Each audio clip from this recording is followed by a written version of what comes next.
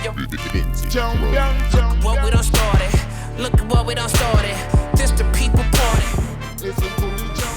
What's up, party people in the place to be? It's Talib Kweli, the MCEO, the BKMC. You are now in tune to the world's best podcast, The People's Party, with Talib Kweli and my lovely and talented and beautiful and thoughtful and thought-provoking and funny co-host, Jasmin Leigh in the place to be. What's up, Jasmin Leigh? How you feeling?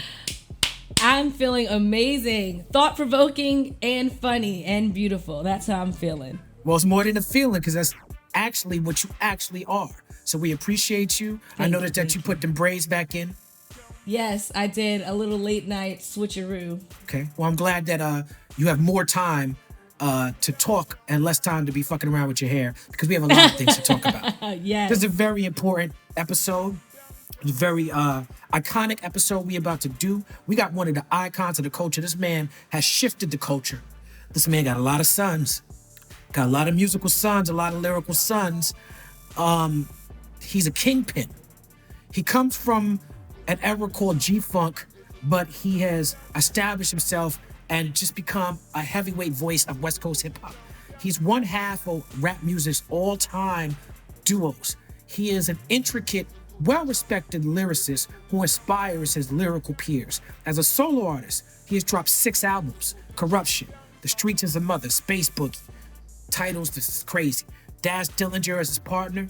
He's got full-length collaborations with his brother Roscoe, with people like DJ Quick, legends. This man has collaborated with Snoop Dogg, Tupac, Dr. Dre, and he has held his own on every track, every single time. Ladies and gentlemen, we are talking about Young Gotti himself, a godfather of West Coast hip-hop.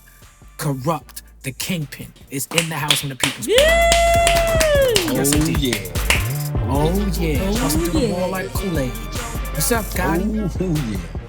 Oh man, I'm just getting old, but I'm still here. Okay. Well, aging like fine wine, you know. I mean, you know, I feel good. I smell good. I look good. And I make that's love James Brown. good. And you know that's that James Brown right there. I had to do it though. Hey, yeah. I had to do it. I had to do it. What's cracking with you, OG? I'm good, I make man. love good too. And you do it's good know to that. see you. I like that. Oh, man, I like that you know. Cap you got on. Marathon continues. Rest in peace to Nipsey Hussle. Oh yeah, you know that was my killer, man. He loved Kurupt and he always showed me love. So you know what I'm saying. He was a great man. You know, he was beyond hip hop because of what he was doing with the community and teaching us about these coins and all kinds of shit, man. He was just very educated. He was very educated. That's right. He was before his time. I mean, y'all raised Nipsey. You, Dogg Pound, Snoop Dogg, y'all raised him, and he learned the lessons very well. You know what's crazy? When Nipsey got in the game, he raised us. Ah, that's true. That's true. I'm 6'0". That's true. Isn't that crazy? That's crazy, right? It's full circle. He raised us. He raised us. Full circle. Yes. I know you had to experience that because your experience, I mean, coming in the game, you and most, and doing what y'all do, and then to see where y'all are nowadays, you both excelled on different levels, but still excelling. Because, you know, Most has one of my favorite films, which ranked him as one of my favorite actors away from hip-hop. Yes. He was the first, he played the movie in the first Black Doctor. Yeah, Something the Lord Made. Oh my God. Something beautiful performance. And that earned my respect for him as an actor on a whole different level though. Yeah, you're an actor as well. So you understand the craft. I wish I could get to that level though, because Most hit that level. Yes, he did. You know what I'm saying? He's on that level. Common hit that level. You know what I'm saying? Yes. I've seen films with Jesus Christ. Like they're on that level. Yeah. You know what I'm saying? And I'll be honest with you, man. It just amazed me and inspired me. Because Tupac hit that level. Yeah. Because he's the one that told me first on how to act. And then rest in peace, my son's mother, Natina Reed. Rest in peace to Black. Natina. Yes, indeed. Right. You know, she was the one that took me to William Morris, but she hit that game and Bring It On. Yes. Then she took me to William Morris to get in the game, and all I could remember was what Tupac said, and that's how I excelled a little bit in there. Mm-hmm.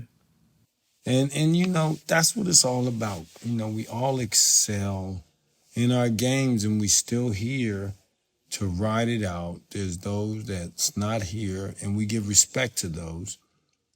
And, you know, that's what it's all about. That's why I got this nip hat on. You see that? That Yes, nip, indeed. nip. That's Just right. a little Rest in nip, peace nip. They to don't know Nip. about Talib. Hey, let me tell you something though. I told you I was playing that record because you was Which spilling record? that shit. You was busting, cuz. I don't know if it was Get By or what the fuck was it. Boy, you was going off on that shit. I was trying to compete with you. Yeah, Yeah, man. right. Yeah, man. There's I no was, competition. well, you know, It's you two lanes, and we run both of them, and all That's we right. do is get together, connect, and then we'll just run the lanes together, baby. That's why you sound so natural on them high tech beats, because I know you work with him. Ooh, yeah. Yeah. I was looking at the high tech record you did too. Good records. You know, good we stuff. all in that game. We all in that game, Talib. Yes, indeed. That's yes, what we indeed. do. That's right. Now, you born Yeah. in Philly, East Coast City. Pac was born Yeah. in New York. Yeah. I've heard you say that you being from Philly gave you an advantage lyrically when you got to LA, because the East Yeah. Coast competitive spirit, the way they was lyrical with it, was just a different animal, different beast. And I feel like Pac had that same thing going. For people who are not involved in the rudiments of hip hop, can you explain the difference at that time between what people were doing lyrically in the East Coast and what they were doing in the West Coast? Well, you know, the West Coast was more about, in general, they got straight to the point.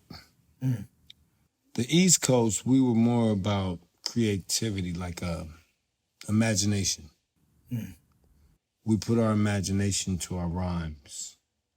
So we'd explain ourselves differently. And in the West Coast, they go straight to the point. And straight to the point is just wasn't exciting as saying the same thing. I could say the same thing, but add my imagination to what I'm saying, and it'd be more exciting.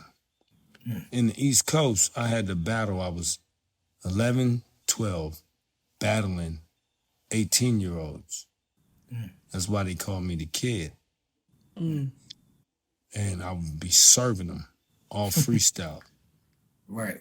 That's where the freestyle kicked in. You just say what you feel, and you don't, you just say it, and it's just hip hop. It's just rhymes. That's what hip hop is about: being on the corner and just rhyming and just having fun. It was all fun. You know what I'm saying? And Right. That's what it's about. Right. Where the West Coast was more serious. They were about topics and about subjects and about reality and about the reals. Right. Reality rap. Yeah. Right. Where when I was a kid, it was about fun. So even if I made a mistake, I would catch myself and go right back and then just start talking about his shoes. And everybody started laughing at the nigga. And then I got him. Right. And then my adrenaline go and I get to busting again Right. and busting again. So I moved to the West Coast at 16. I was seasoned. So when I got there in the coast, they was still on the ABCs and I was on the XYZs. The rapping versus the rhyming. Exactly. Right. So I started educating the West on freestyling, educating the West on serving MCs, educating the West on words, wordplay, utilizing, there's a word you could use that has 3 different definitions. Right. Right. One word. You know what I'm saying? Let's utilize the word right. Spell it. Right. Are you Spell on it. Zach? RIGHT WRITE. All right. And then Two different words, same. pronunciation. Right. Is that how you say it? Same pronunciation. Good job, young lady. Good job. I was looking job, for that. Jaja. As you can see, I was searching for that wop wop, right? But That that's wham what wham. the same pronunciation. That wham wham. You understand me? That I'm that getting wham it. wham. I I'm was getting searching it. for. Right. But right. RIGHT. Right. Then there's WRI. Whoop wop the wham. Right. Right is right. That has a lot of different But they meanings. both have different meanings. That's right. So, That's you correct. know, and that's what I was teaching my MCs in the West Coast. Because I could say, I smash on this nigga, right? Because he's afraid of what I write. Right. Motherfucker was like, man, that don't make no sense. It's the same word. You fucking dummy. It ain't the same motherfucking word, nigga. Did you hear what I said? On 6-0. Now you're really good at this rapping thing. Your pops Yeah. kicked you out for rap though, right? Oh, yeah. He was not rolling. And now you feeding the whole family. Yeah. Well, you know, Pops was along the line of you got to get a. My pop is from Philly, so he was the one that left and went to California. So that's how I went to California, because I crashed my mama's car. Oh, And when I man. crashed the car in Philly, and, you know, she was just trying to discipline me with the broomstick, and I took it and broke it in half with my knee. What's wrong with you? And she said, oh, hell no, you got to go. So you were like the Ricky, Fresh Prince you got of to LA. go. The Fresh Prince of Hawthorne. Hey, look, I am the Fresh Prince of LA. Okay? Because that same story is the same one with me, man. North Philadelphia, born and raised. Born and raised. On the playground. Right. Me in Philly, I was born and raised, and my mama said, you got to go. You done crashed my goddamn car. You got to go. I can't discipline you no more. You're too big to play with. You got to get. Called my father, and my father had all the money, so she started crying, and, do you want to go live with your father, Ricky? Now, I ain't want to leave my mama, right? Uh-huh. But, you know, I cried with her, and I said, yes. I want to go with daddy. You know, because he had the cheese, because he kept me draped in Adidas sweatsuits, the shell toe Adidas. He kept me draped Fresh. in all the flyers, gears. I mean, Fresh. when I went to California during the summers in Compton, because my father lived in Compton. When I went there, man, oh my God, I came back to Philly with the sharpness. I mean, I had the red and white sweatsuit with the red and white shell toe Adidas. I was like, ugh. Now, I imagine a kid from Philly with some red Adidas suits or blue Adidas suits had to learn quickly in LA about wearing certain colors in certain neighborhoods. Tell me about your experience with, you know, rolling 60s, draws. Like, how'd you get involved in all that? Well, I was 18 then. I mean, you know, I had to get involved in that way earlier because I went to school. And I was Philly, you know. Everywhere in school, I'm from Philly. I'm from Philadelphia. I'm from Philly. I'm from Philly. I'm from Philadelphia. You know, that wore out sooner or later. Right. Didn't give a fuck where I was from. Right, you hear it What now, kind man. of shoe you wearing them shoes? I had the all blue Nikes on. Motherfucking little kid told me, man, you gotta take those off. I was like, what you mean? I take these off, man. I ain't taking my shoes off. I said, blood. The boy was 13 years old. I was 17. Wow. Blood, you gotta take those off. I go to my house right now and get my gun and shoot you. Wow. I said, oh man, I ain't listening to you. Next thing you know, the little boy said, what? And he just rolled off on his bike, cuz like Debo. Just rolled off on his bike. Man, I got out of there so fast, right? I got out of there so fast, man. Pew! You know what I'm saying? Dang. Like, what? So See, you in learned in real Philly, time. a nigga give you a grade up he'll just sock you and shit. Niggas will roll you up quick. Boop, bop, boop, bop, boop, bop, boop, bop, boop. In California, man, a nigga go get that heater cut and dump you out over shoots. And I was like, damn, that's weird. And I said, cuz I can't even roll around like that, right? But then when I got to the neighborhood, a nigga had to be different. Right, and that's the thing, cause my brother Draws, before he went to the penitentiary, he gave me game. My brother Keita Rock, Petey Wack, Sleep, F-Bone. You know, I had so many good teachers, Donnie, D, Big D, you know what I'm saying, who gave me that game on what the streets is about, cuz, and, you know, being from the neighborhood and what it's about. Chico, you know what I'm saying, cuz. So, you know, that just changed me entirely. You know what I'm saying? Because I had to live in the neighborhood. I was off 59th, Tony Tobin's spot, you know what I'm saying? And going to Battle Cats. And most importantly, my brother Broomfield, and Kenny Mack. You know what I'm saying? Those was the ones who took me under their wing. And rest in peace, my big brother Eldrin Hughes. You know what I'm saying? These are the ones that shape-shifted Ricardo. Okay. You know what I'm saying? And created Kurupt. Now, you are known to be an excellent collaborator. You, of course, are a solo MC. You stand on your own. But one thing I've noticed personally about you throughout your career, from Dogg Pound all the way up to now, whether it's Four Horsemen or First Generation, you always trying to bring people together in a group. And your first appearance on a record was with the SOS band, right? On One of Many Nights. Wow, what do you know about that? Why don't you tell us? How did that happen? You're killing me right now, cuz. I'm sick, so. I mean, Wait the a SOS minute, band is Talib. classic, What bro. do you know about that, though? That's classic.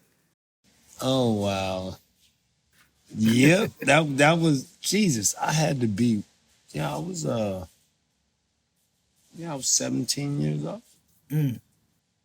17 years old with the original SOS band. I did 2 songs on that album. And I thought I was somebody. Ooh, it's the SOS band. I'm big. Right.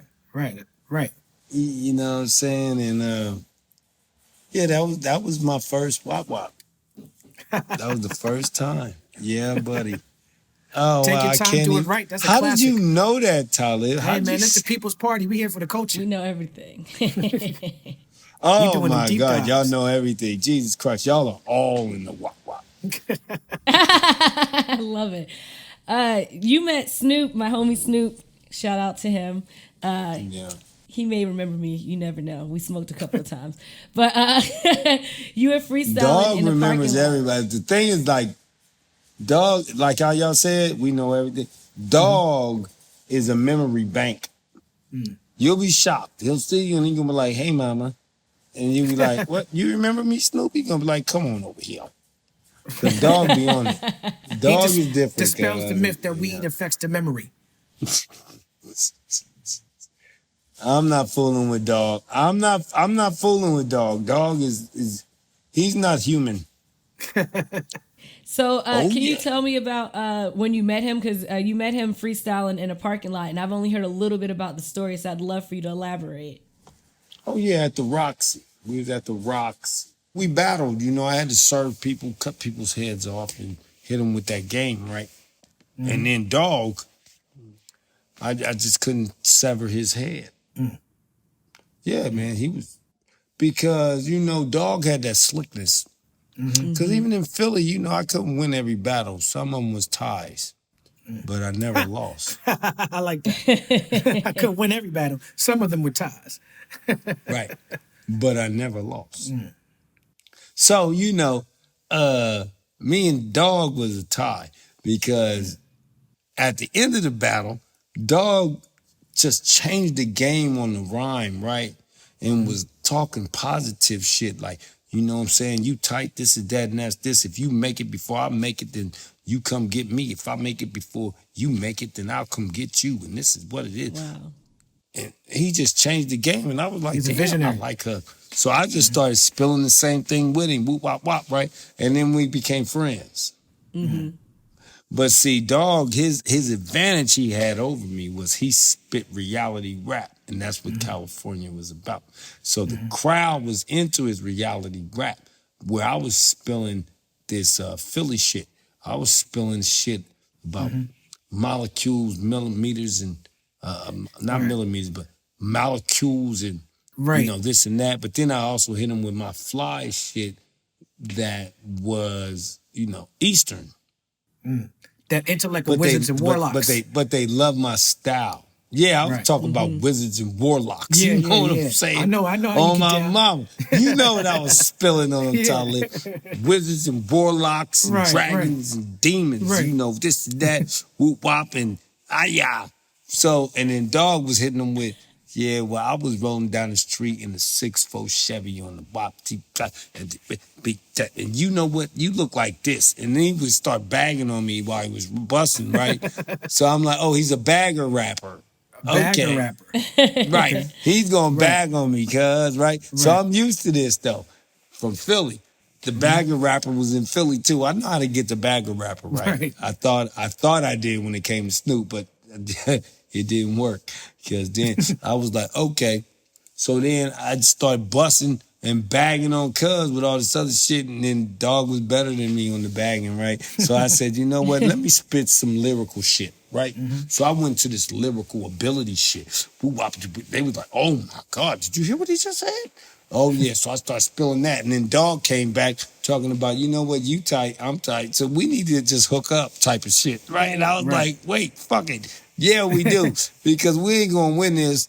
And I'll be honest, because if I'd have kept on, I probably would have lost, because he had the crowd, and battling is about the crowd. That's Yeah, right. their O's That's and right. I's can You make can go you or back to break the you. You can go back to the tape that was- later and you know what I'm argue saying? who had the best punchlines or whatever. but Man, you it's could really be about that better crowd than reaction. anybody that, hey, yeah, because, you know, you could be better than anybody that is, but if the crowd say you're not, you're done. We just talked to Manny Fresh, and he was saying the same, talking about how competition should be good competition, and that's pretty much what happened between you and Snoop. Like, y'all freestyling made you better in a certain sense. It's hip hop. It definitely made me better. Every battle makes a person better if they are open to learn. See, all my battles made me better. It taught me how to deal with that particular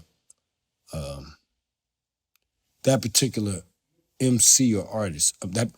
MC or rapper. There's a difference between an MC and a rapper. So with an MC, there's a different way you gotta approach. And with the artist, with the rapper, there's a different way you gotta approach. Right. So it's all about the crowd, and that's what I learned in this game in Philly was, you know, the crowd is the key.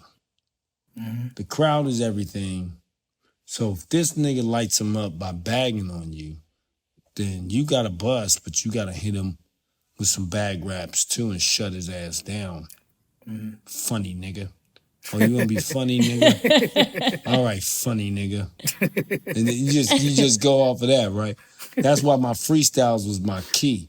Because written is irrelevant. Okay, if he wants to be funny, then I'm gonna get funny with him. And if he wants to be serious, then I get serious with him. If he goes political, then I'll smash his ass and tell him about political is garbage. I probably get funny with the political nigga because the crowd want to be entertained. Right. So it's all about Right. entertaining the crowd. And we all learned that through film with Eminem on 8 Mile. Yeah. Yeah. When that nigga served it in the end, when that nigga got the crowd into him by having them have a good time and cut Cuz head off, the nigga wouldn't even rap. That's right. And Eminem yeah. said Until I Collapse that he had a list, and on his list of favorite MCs was Kurupt. My God. Rest in peace to Nate Dogg. Nate Dogg was a huge inspiration to the business, to you personally. Can you share with us what you learned from working so closely with Nate Dogg? Working with Nate Dogg, I learned how to grow up. I had to grow up because I was still a kid. And Nate was a grown man since the day I met him. You know, he just was so different. He was a grown man. He really didn't play a lot. He had fun, but he didn't play a lot. Okay. And he kept me on my bars and kept me up on my game, cause Nate always make a nigga keep his A game up, right?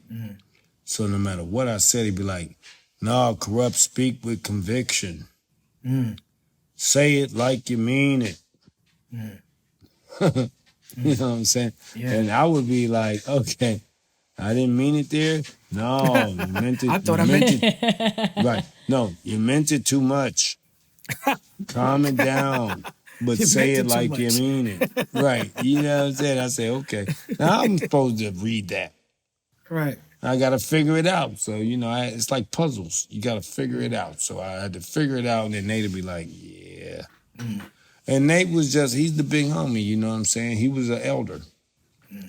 And that's what he was in my life. He was one of my elders, musically and in reality. Yeah, rest in peace. That's Yes, why he's for greatly sure. missed, because, you know, I probably made a lot of mistakes because Nate was gone. Because he would always tell me, Kurupt, I wouldn't do that. You know, everybody has somebody that they mind. You have to have somebody that you mind in your life. And when Yep. Draws got locked up, I didn't have Draws anymore. And then I got with Dogg and him. And Nate was one of the elders, Snoopy, Nate, and Warren G. G-Dub. Yeah. That's like such a Those great was- guy, Warren G, man. Yeah. those Always was got so my much elders. love to show. Yeah. When I was at Death Row, Warren G was the first one that believed in Kurupt, away from everything else. Because Dr. Dre and them was rolling with me like, okay, he's good. You know. But Warren G was the first one that said, Kurupt, let's work on your shit. And I was like, oh, for real? We was at Dr. Dre's house, I think. And Warren G brought up this beat. And he was like, go ahead, Kurupt, this yours. This your record. And I was like, for Okay. real? I could do a solo record? He was like, yeah. And I buzzed on it, and we started on my solo album. Right.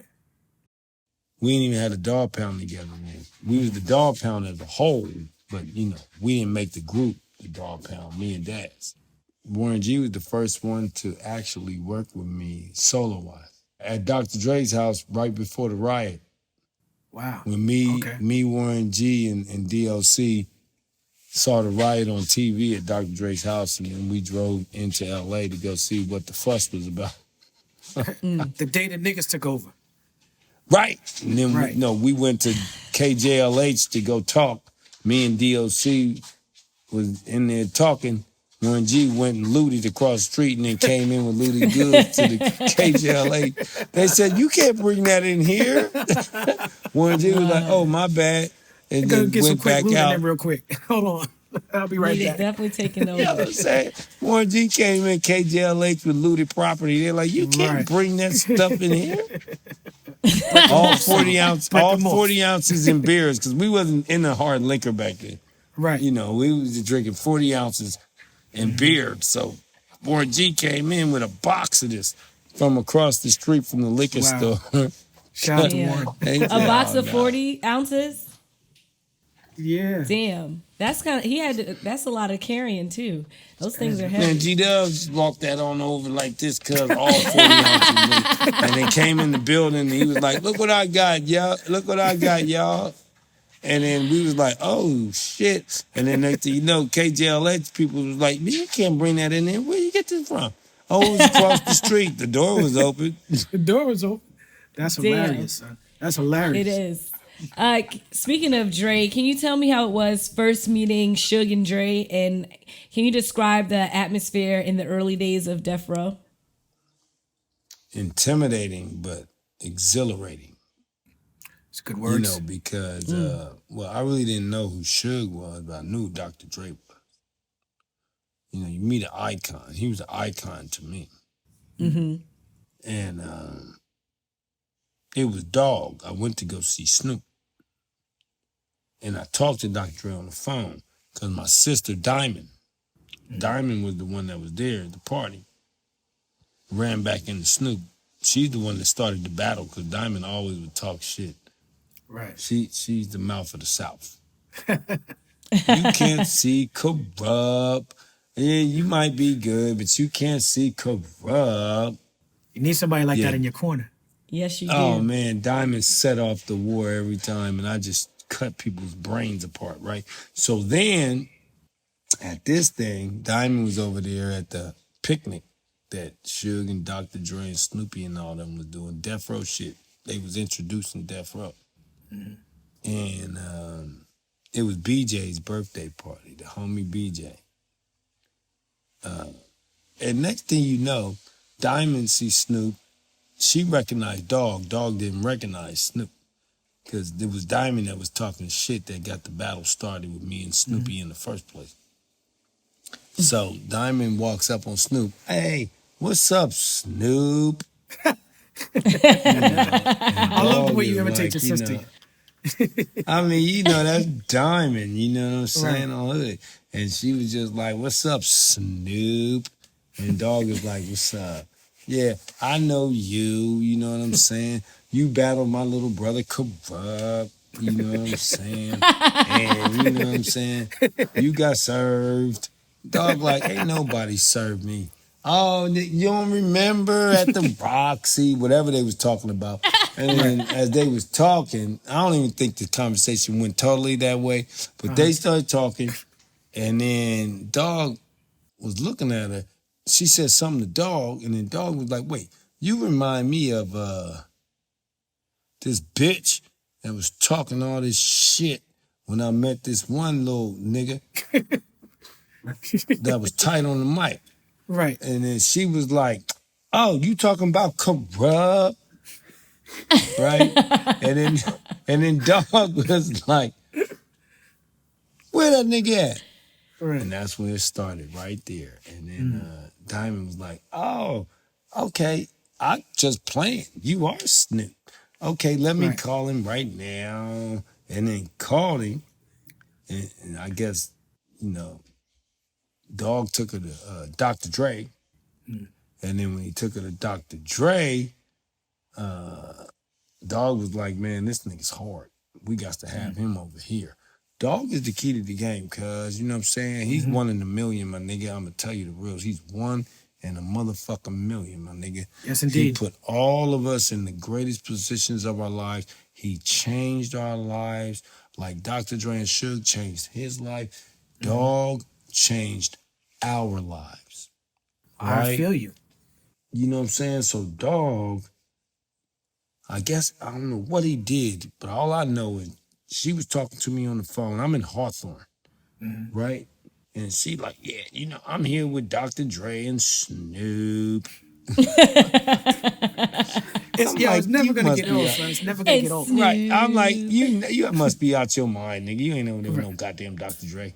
I'm here with Dr. Dre right now. Hey, Dre, I got Kurupt on the phone right now. He's on the phone right now. Dre was like, oh, okay, yeah. He's like, hold on, I'm gonna let you talk to Dr. Dre. And then next thing you know, Dr. Dre was like, okay, let me talk to him. And I was like, yeah, right. And I'm talking to her when she handed the phone to him. I'm like, Diamond, chill out. You there? Hello? Yeah, what's up? And I'm like, huh? You got all the voices. You got all the voices down. Right, Dr. Dre was like, it's a one-man show. What's up? Hey, yeah, what's up, Kurupt? I said, who this, Dr. Dre? He was like, yeah. I said, oh, shit. He didn't say, in my mind, in my mind, I was, right, you know what I'm saying? I said, in my mind, though, I'm like, oh, shit. But outside it, you can't show it. You know what I'm saying? So even on the phone, I'm just like, yeah, okay. Yeah, so you coming up here, right? Oh, yeah, I'll be there. I'm on my way right now. Okay, so I'll see you when you get here. I said, okay, cool. He was like, yeah. And Diamond got on the phone. See, Kurupt, I told you. I said, Diamond, you finally did something right. God damn it, I'm on my way. I'm calling Broomy. So I called my brother Broomy, and that's when we just dipped up there, cuz, and we made it, man. And then One love to Diamond. We went Everybody for needs a one love diamond to in their Diamond, life. man. Without Diamond, it would be nothing. Without Diamond and Snoopy and Broomy. Keys to the Word. game. And then when we got there, you know, it was a do or die, you know what I'm saying? Because after the picnic, we went to Dr. Dre house. Then it was about this and that. And then Suge said, you know what, we got somebody that's finna be on death row. It depends on if he's tight or not. He say he tight. So, you know what? Make a birthday rap for BJ. If you whack, we Wow. throwing you in the pool. I said, well, shit, what happens So the if I'm shenanigans good? started early, huh? Right. From the door. From the I door. said, so what happens if I'm good? He was waiting for you at the door. Right. Yeah, what happens if I'm A good nigga though? gotta get thrown in the pool. Right. I said, okay, and what happens if I'm good? He said, you got a record deal. What? Okay, so whose birthday is it? BJ. Check it out. Happy birthday, BJ. It's over. Well, I figure out how to connect the words. They all rhyme. And I know how to make them make sense. And boy, it was a rap of a lifetime. Because otherwise The I'd best be in rap that ever. pool. And I have a feeling if I got out the pool, they was gonna try and mop me too. They probably try and beat me up afterwards Right. too, because they was into that type of shit, cause it was real gangster environment. Throwing in the pool was just the first part. You get out, oh, you all right? You all right? Man, who is he with? Who's this nigga right? Boop, bang, bop. Word. Hey, where's the little homie at? I'm gonna get somebody your size. Hey, come here. Hey, get this nigga up out of here. Beep, beep, beep, beep, beep. Right. Now with the gangster shit, Oh, With the you had to gangster earn it, man. With the gangster shit, you had to earn it, man. You know what I'm saying? Death Row, you had to earn it, man. And if you ain't earned it, you paid for it. yeah. Now the gangster shit, I was gonna say that people people are very excited by that. But I think what gets lost in the Death Row story is the fact that this was a black-owned label, and it was a revolutionary black-owned label at the time You in the better believe business. it. There wasn't black-owned businesses making the type of moves that Death Row was making. So how did you feel being a part of a black-owned business, such a successful black-owned business, in such a white-dominated industry? Well, you know, now I can respect it and understand it. Back then, I was a kid. I just was a part. You never know you're making history because you're making it. When you're making history, you never know you're making history because you're doing it. So back then, I really didn't understand. And it wasn't just about business. Suge connected the Bloods and the Crips. Suge connected the streets. He did that, cuz. Because we was young Crips, and Suge was a Blood and had all his Blood homies. He connected a community, right? Now, as I got older, I started understanding the game because a lot of people was talking about the game, and it was just like, because I didn't understand the thing about how Suge got Jimmy involved, how they sold the Chronic to Jimmy. Because, you know, when the person, like if Talib was my artist, and then I go to Atlantic Records, I have to sell my artist to that record to get them to be involved with the same vision that I have for this artist. So I gotta basically sell it. Hey man, this artist is this artist is that, and this. That's all the selling thing, cuz. Like a door-to-door salesman. Okay? Go to Atlantic, go to Warner Brothers, go here, go there, they go there. And that's what the game is about, right? So Suge sold this game to Jimmy, which is that this is the next thing cracking. Because I think Dr. Dre and Suge went many places. I mean, went to at least one other place or two. But Jimmy saw the vision in Dr. Dre. And Suge had the game. And so Jimmy was the one who actually believed in the vision of Dr. Dre and Suge. And he rode with it. And that paid off. because Yes, indeed. it became Handsome. the #1 sensation in the world. And so that's how it was. And it's like, damn, you know, but Suge's marketing and promotion skills, Jesus Christ. The team he hired, the people he had a part of his wop wop, how he ran his game. Yeah. He was great. Indeed. Yeah, he was great. You know, Einstein was a genius. And he went insane. That's right. Or maybe he was That's just what a sane reaction to a crazy world. Well, Einstein said, Perspective. I'm saying y'all the ones insane. That's right. Yeah. Well, that's what he said to me in my dream. Your verse on Snoop's Ain't No Fun is one of the most iconic rap verses of all time. Well, if Kurupt gave a fuck about a bitch, I'd be broke. I never have no motherfucking endo to smoke. But it's also a verse that literally says bitches ain't shit and talks about women being nothing more than objects passed between friends. Now that you're a little older, do you ever cringe when you hear that verse or people try to recite it back to you? Hell no. First of all, before I made that record, I already told bitches they wasn't shit. Oh my gosh. Before I even made that record, I told bitches they wasn't shit. But hoes and tricks. Bitches ain't shit, but hoes and tricks. Licked on my nuts and sucked the dick. Now, but Kurupt, you Hey, look, I'm gonna be honest with you, man. Fuck these bitches and fuck these hoes. now Kurupt, you still feel this way? Fuck them hoes. Fuck them bitches, guys. Now, Well, we're gonna assume now, you know, I'm not talking about women and ladies. You do. I was just about to say that. I was just about. Oh, to say you was that. about to say that. Well, why didn't you ask? That's me exactly. what I'm referring That's exactly to? where I was going. Because just like how There's Chris a Rock says black difference, people and niggas are different, you're thinking women and are different. I don't know than what Chris bitches. Rock was talking about, right? But I do know this: bitches and hoes are different than women and ladies. Ain't no women killed my homeboys. Ain't no ladies killed my friends.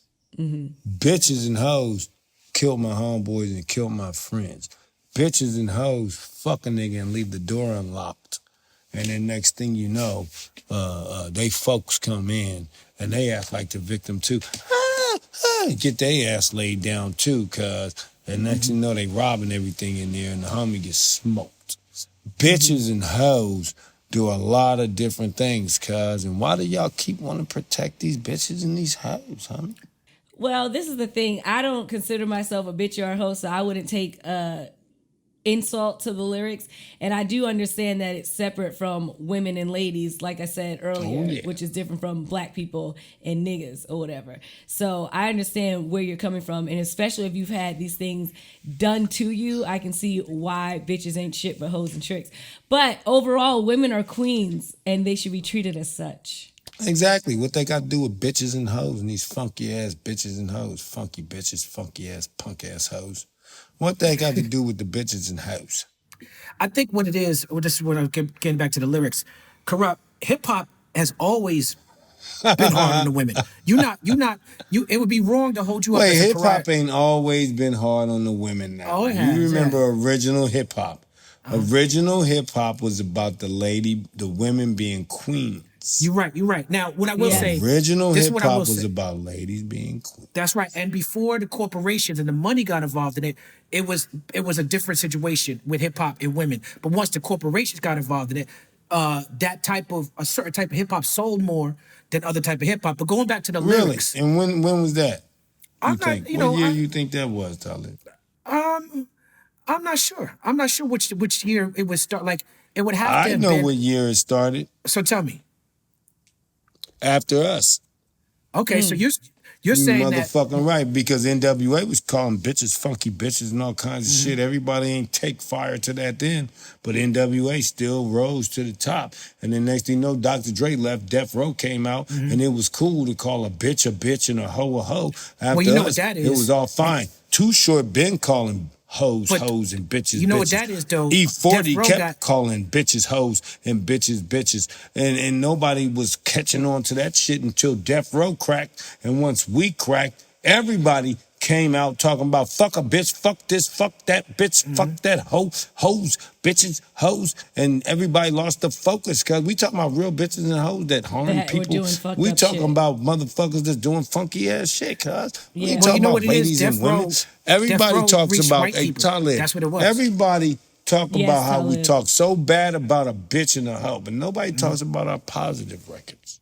Yeah, I mean, you know, that's why when you said we all went to the riot, that's why immediately I said the day the niggas took over, because that was a conscious record. There were conscious records on that Chronic album. Right. But I think Death Row got so big that white people started getting involved. When white people get involved, then you're dealing with a whole different scrutiny. Y'all Like, start having ooh, white let's make fans. money off of this. You know what I'm saying? It's But called, what, it's I'm gonna called get back to the you lyrics. know what I found out, Talib? It's called a fad. You know, when Yeah. you're hot, it becomes a fad and a trend. I think nowadays they call it a trend. Back in the days, it was called a fad. You know, you get caught up in a fad, like clothes.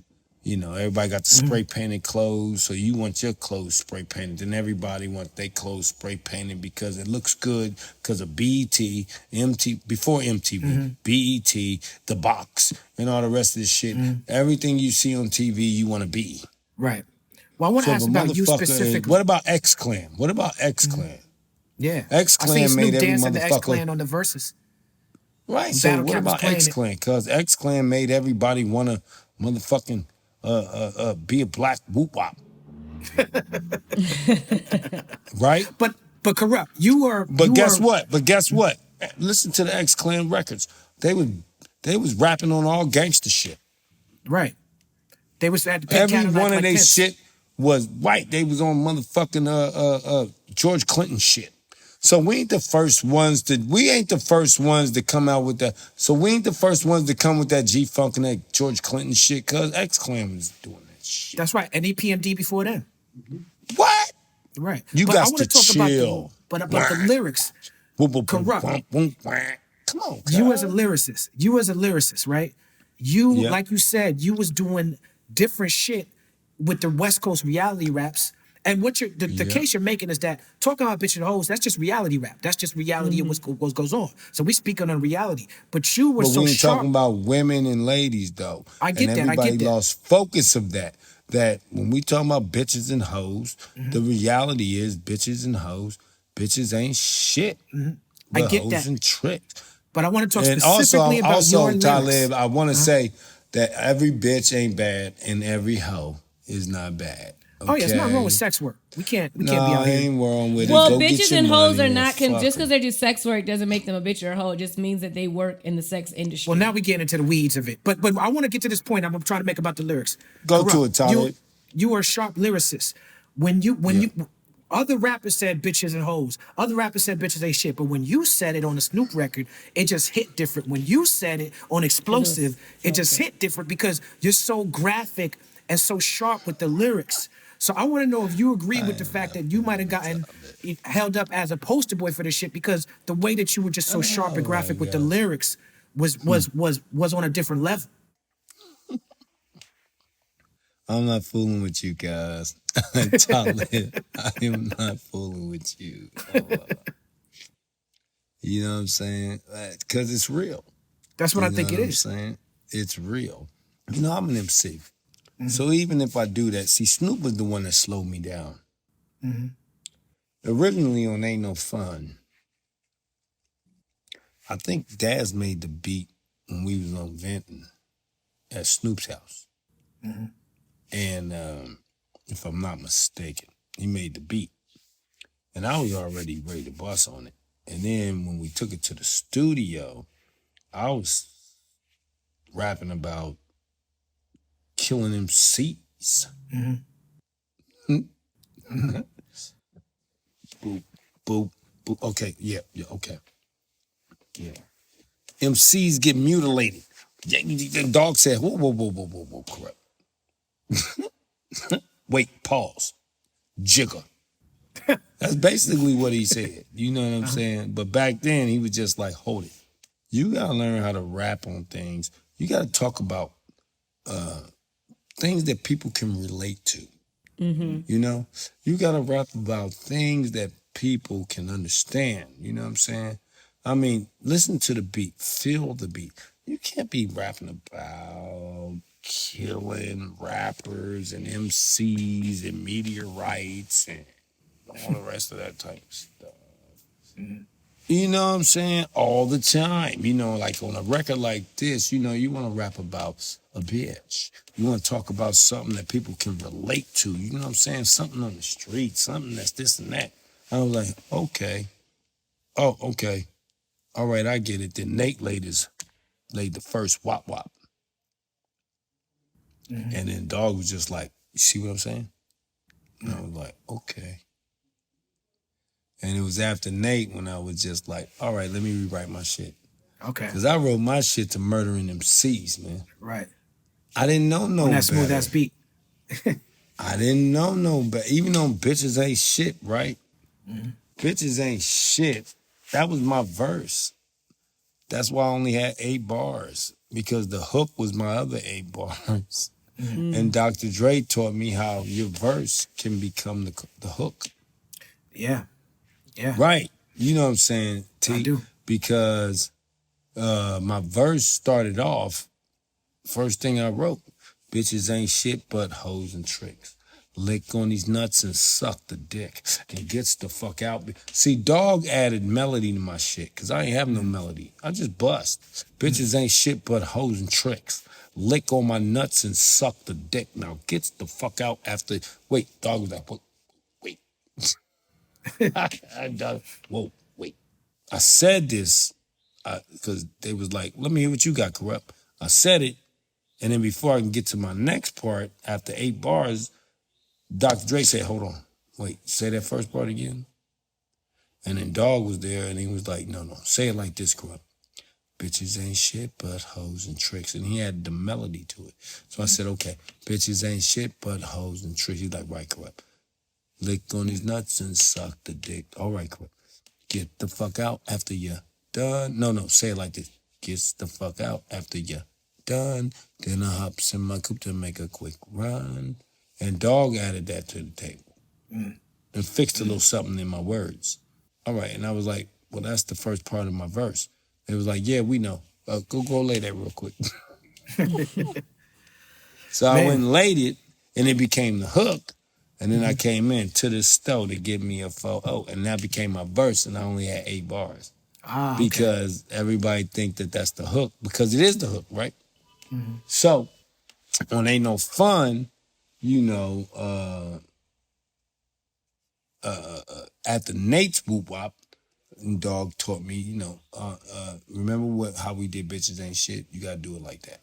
And he broke me down to that game, which helped me to understand about music.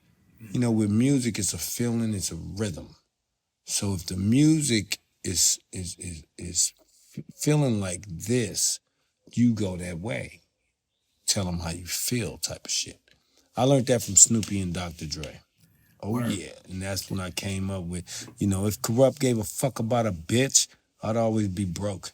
I never had no motherfucking endo to smoke. I never was talking about endo, cuz. That's Snoop. Right. Snoop gave me that game, cuz. All of that is Snoopy, cuz. New York is Kurupt. Let's talk about New York, because I remember when I first heard that song, and me being a New Yorker, you know, me being a Dogg Pound fan, I remember when I first heard it, I thought what you thought. When I first heard it, I was like, this is a tribute to New York. Kurupt, Yeah, Daz. man, I was giving it up for New York, man. Yeah. You know what I'm saying? That's how I felt when I first heard it. But then y'all came to New York to shoot the video. Y'all got shot at.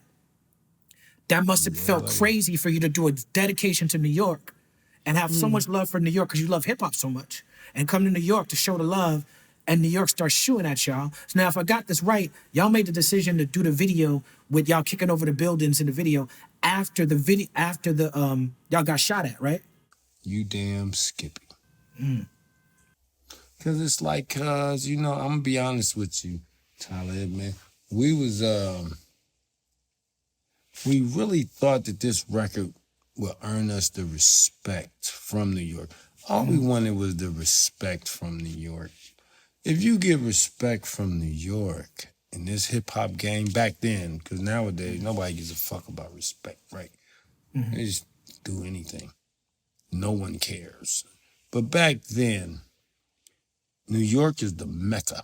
So if you got respect from New York, oh man, and you not from New York, oh man, that was it.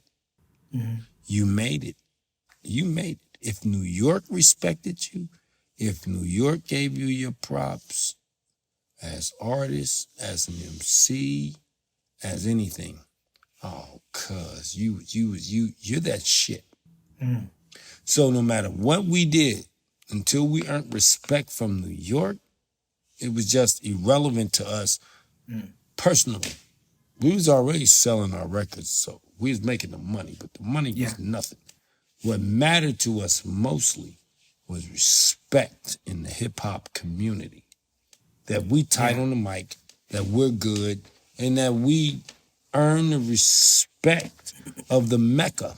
Now, I've heard you speak about Biggie being on the radio and saying, yo, how are we going to let these West Coast dudes shoot a video in Brooklyn and feeling like that has something to do with it. But I want to note that even with you having those negative experiences, I've also heard you say you live by the code of the street and you took it in stride. Y'all, you, Daz, Snoop, always showed love for Puff and Big, even through a lot of the drama that they were having with Suge and Death Row. And that had to be uncomfortable for y'all. You know, you and Snoop, and coming from a Crip side, Suge is coming from a Blood side, then y'all all supposed to be representing together. And then Snoop goes on Hot 97 and does this interview where he says with Angie Martinez, where he says, well, look, I got love for Puff and Big, right? And so, you know, I want to talk to you about how you felt. Don't mind me laughing, cuz. Oh, no, it's all good. I mean, you lived through it, so, you know what I'm saying? You got just taking me back down memory lane. I remember all that. But I want to know how we you didn't felt. give a fuck. Okay? We didn't give a fuck. Dogg's the champ. And Dogg calls the shots, cuz. You know what I'm saying? And Dogg spoke for us all. Cuz he knew, cuz, like, look, man, we ain't into this garbage. You know what I'm saying? They always, Puffy, Biggie, they always showed us that love, right? But remember, we was all young. We was all young. Biggie was young. When he got on the radio and said what he said, cuz, he was young. And I bet you this much right here, he didn't even realize his power at that time. Word. Because what he said sparked his entire city. He didn't understand what he said would spark that whoop-wop. You know, he was, you know, just letting people know that, hey, man, if it was us out there, they wouldn't go for it. All right, check See, it that's in. a lot. That's power, my nigga. They wouldn't go for it, you know what I'm saying? So I ain't saying hurt nobody, but I'm just saying. Like, cuz, those are shot calls. And the bottom line is, I don't know whether Biggie understood his power or not. I give him the benefit of the doubt that he really didn't realize that niggas would dump us and try and really harm us. Because he always stayed solid with us. Him, Puff, all of them. And when we did New York, cuz, first of all, there was no hook. I just laid the verse. You know what I'm saying? Yeah. And the original hook went, you ain't all that, something. You ain't all that, it was Daz. But then when I was going to lay the second verse, Snoopy came in the studio, me and DJ Pooh and Daz. And he came in because he was in his car when he was driving to the studio. As he pulled up, he was playing Melly Mel and Furious 5. He was playing New York, big city of your dreams, and everything in New York ain't always what it seems. You might get food if you come from out of town, but I'm down by a law and I know my way around. Too much, too many people. So he came in singing what he was listening to in the car. Right. And as he came in, bam, the door opens, his dog. Pooh like, Snoop. And I turned around like, oh shit. Dad's like, cuz. And Dog is like, New York, big city. And the beat's playing. Thing in New York ain't always what it seems. You might get, and he said it the Melly Mel way, right? And then DJ Pooh was like, ooh, that's tight. Hey, that needs to be the hook right there. You should go lay that. And then Dog was like, sis? And he was like, yeah. And then Dog said, okay, let me throw some touches to it. And that's when he changed the ending. But I'm from the Dogg Pound, whoop wop. That's what it was, because it was hip-hop, guys. Yeah. Dog restructured the chorus because DJ Pooh liked the vibe of what he was saying to the beat. Now, y'all in New York might not know this, but DJ Pooh was like, this is your beat, Kurupt, originally, right? Mm-hmm. Now, I was pooting and giggling and bullshitting with the beat. He was doing St. Ives commercials at the time. I remember. So he put Biggie on that beat. On that St. Ives commercial. Yeah. Right. And that's what made me hit DJ Pooh up when I heard the St. Ives commercial on 92.3 the beat. Mm-hmm. Whoa. I said, that's my beat. What in the shit? That's my shit. It just now hit me that that's the same beat. I just now made that connection. Banner. Yeah. That was Biggie, cuz. St. Ives commercial. And I said, wait, that's my shit. So I called DJ Pooh. I said, hold on, cuz, that's my beat. He was like, oh, no, it's just a commercial for St. Ives. I said, well, I want to go in the studio. I want to go in the studio tomorrow. I got to get this motherfucker because Biggie killed this shit. And next thing you know, Biggie will get the beat if I don't do it right now. You know what I'm saying? Cuz I got to get, you know how it is with beats, Talib, cuz, you know, you got to get it, man. Cuz if a motherfucker put some cheese in a nigga pocket, cuz it's gone. Mm-hmm. So I got to get it. I wrote my rap that night, cuz, knocked that motherfucker down the first verse, not the second, just the first verse. And when DJ Pooh heard that, it was over. He was like, oh yeah.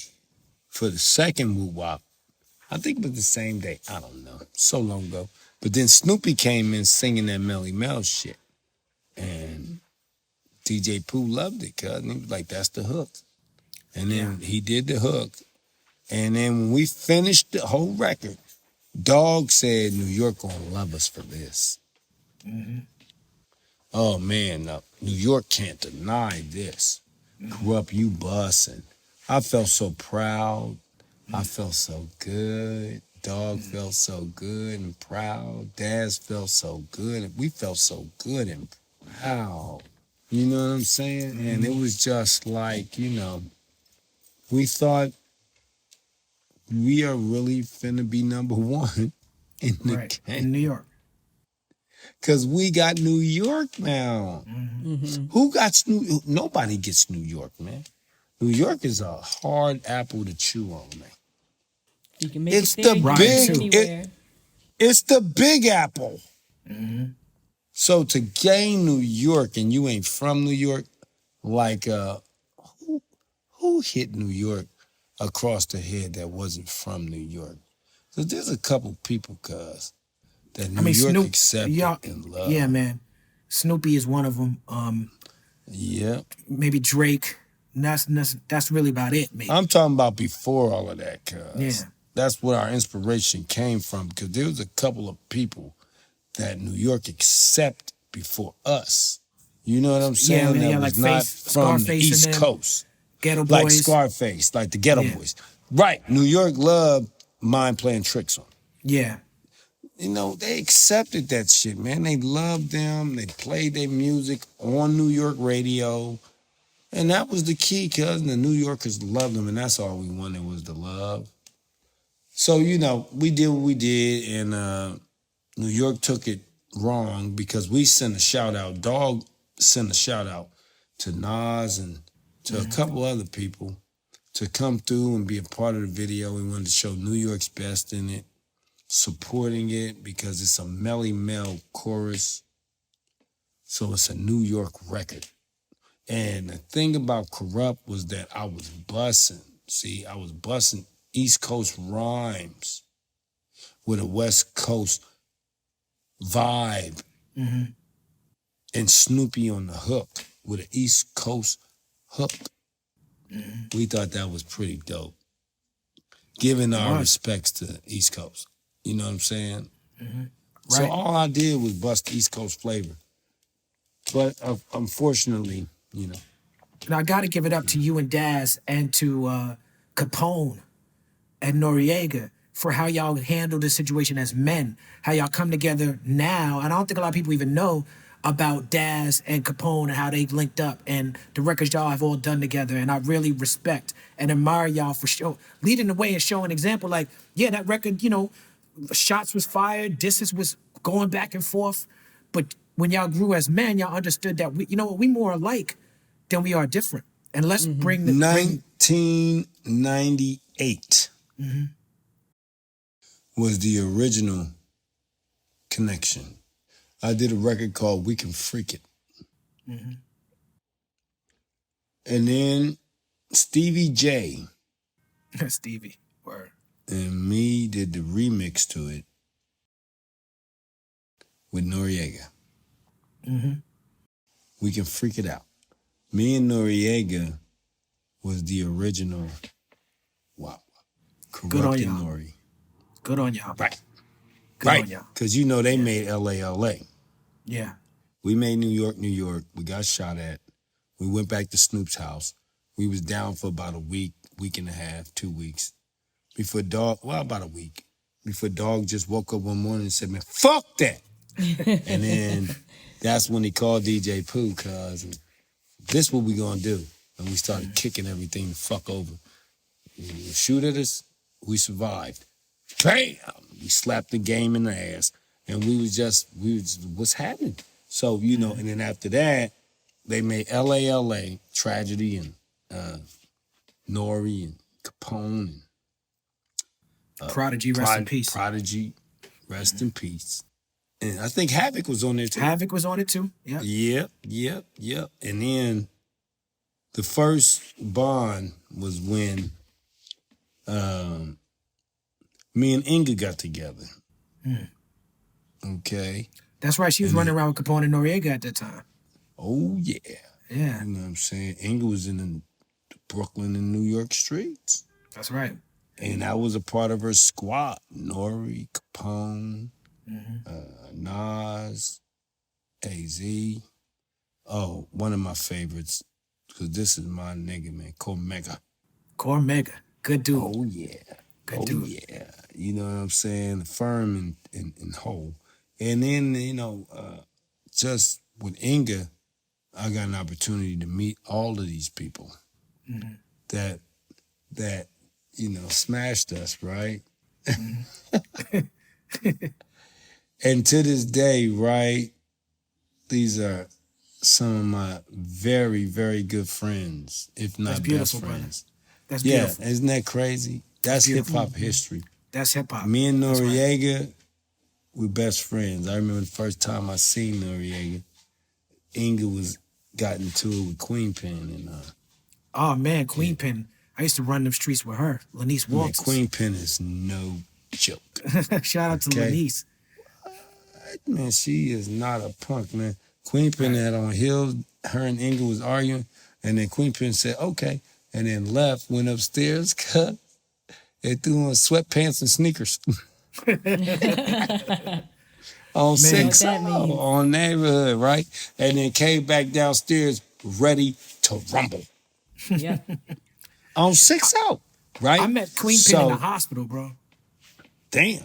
Like she got beat up by the cops protesting in the street at the Al Sharpton rally back in the day. Oh, damn. Yeah, because you know, Queen Pen is not a youngster, man. Queen Pen is actually, if I'm not mistaken, she, what, 50?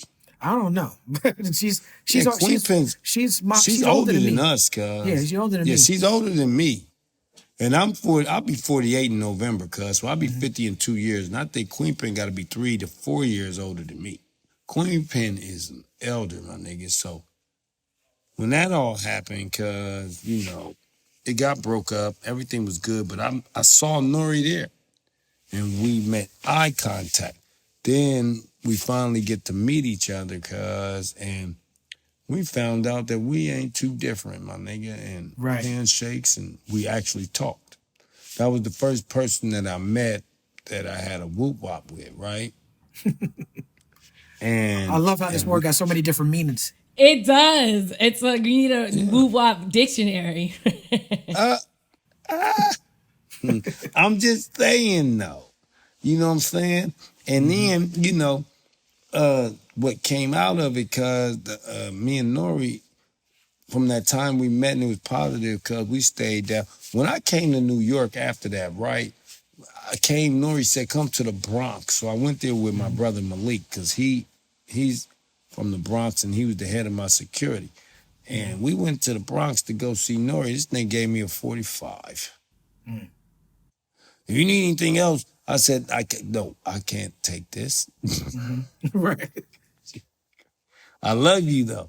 I love you though, cause you so hood. You know what I'm saying? That made me love him so much, cuz, that he actually cared about a nigga like that, cuz. And That's right. yeah, because he gave a fuck about Kurupt, cuz. And then I started meeting all kinds of people throughout the whoop wop, cause Capone was locked up. Yeah.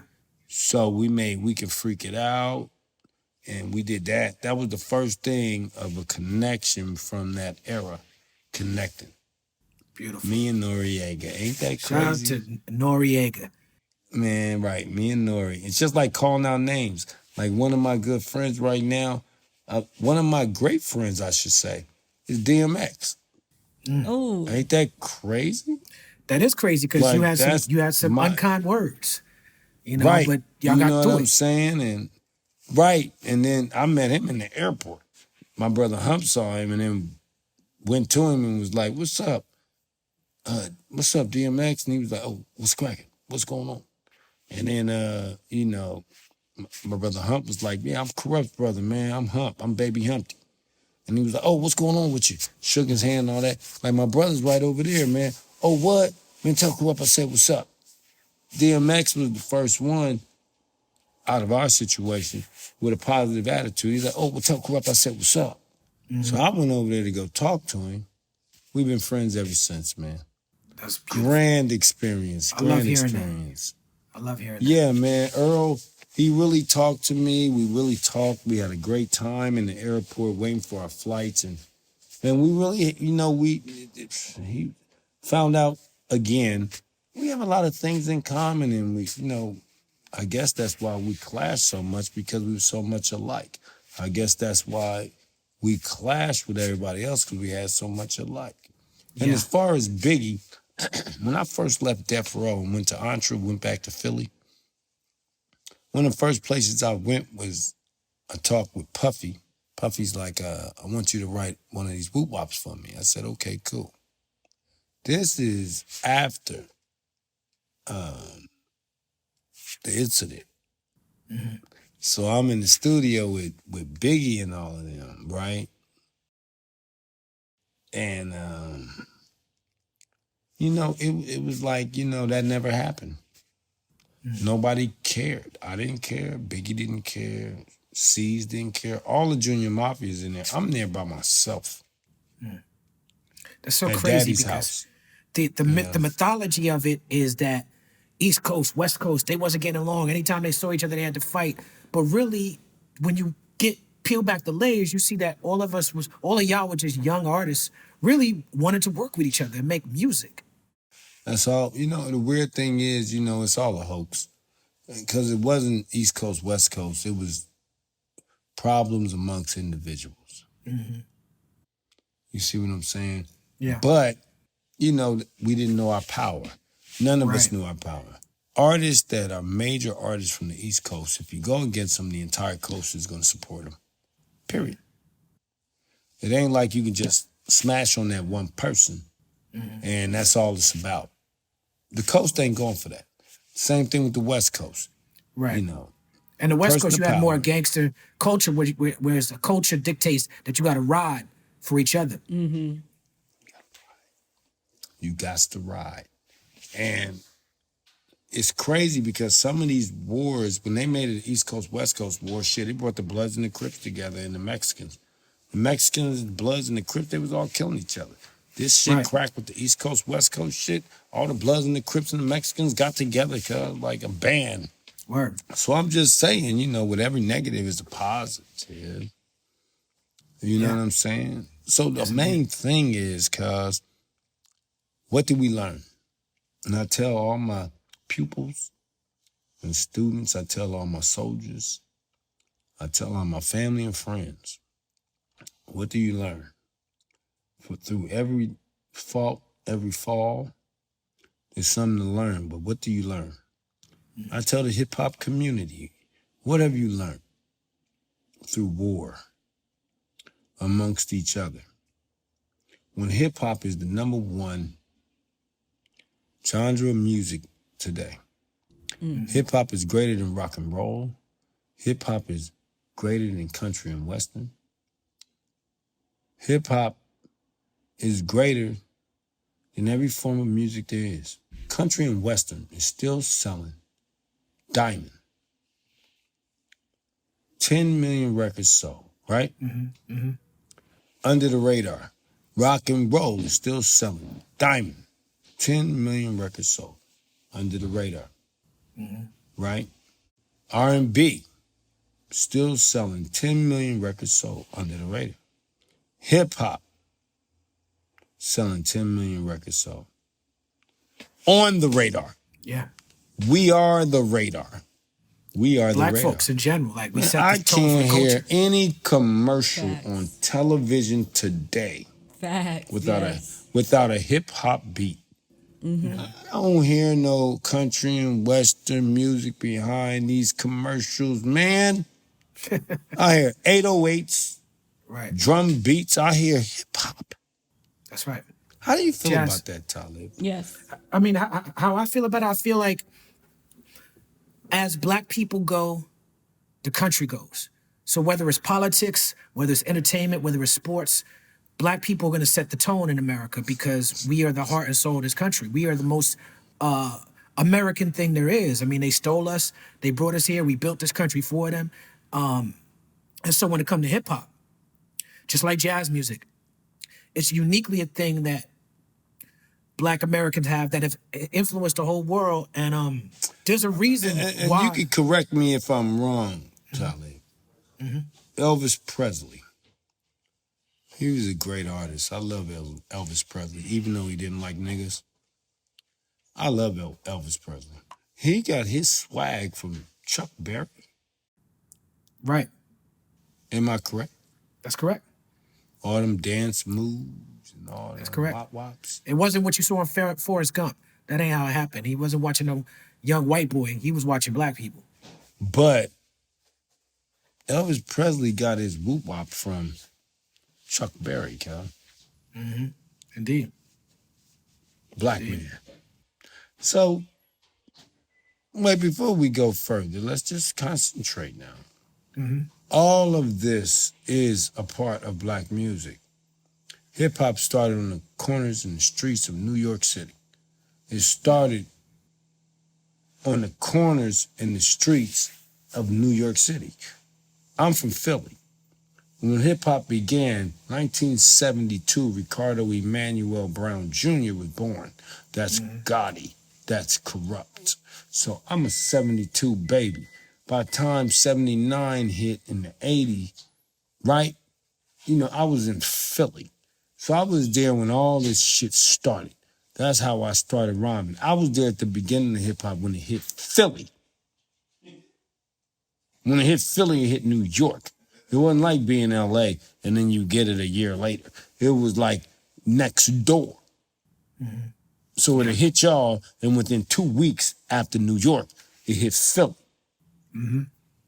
Oh yeah. Oh, yeah. I was there Oh, for yeah. every wop until I was 16 years old. I want to go back to Tupac. Can you tell me what is there to say about Tupac that's never been said before?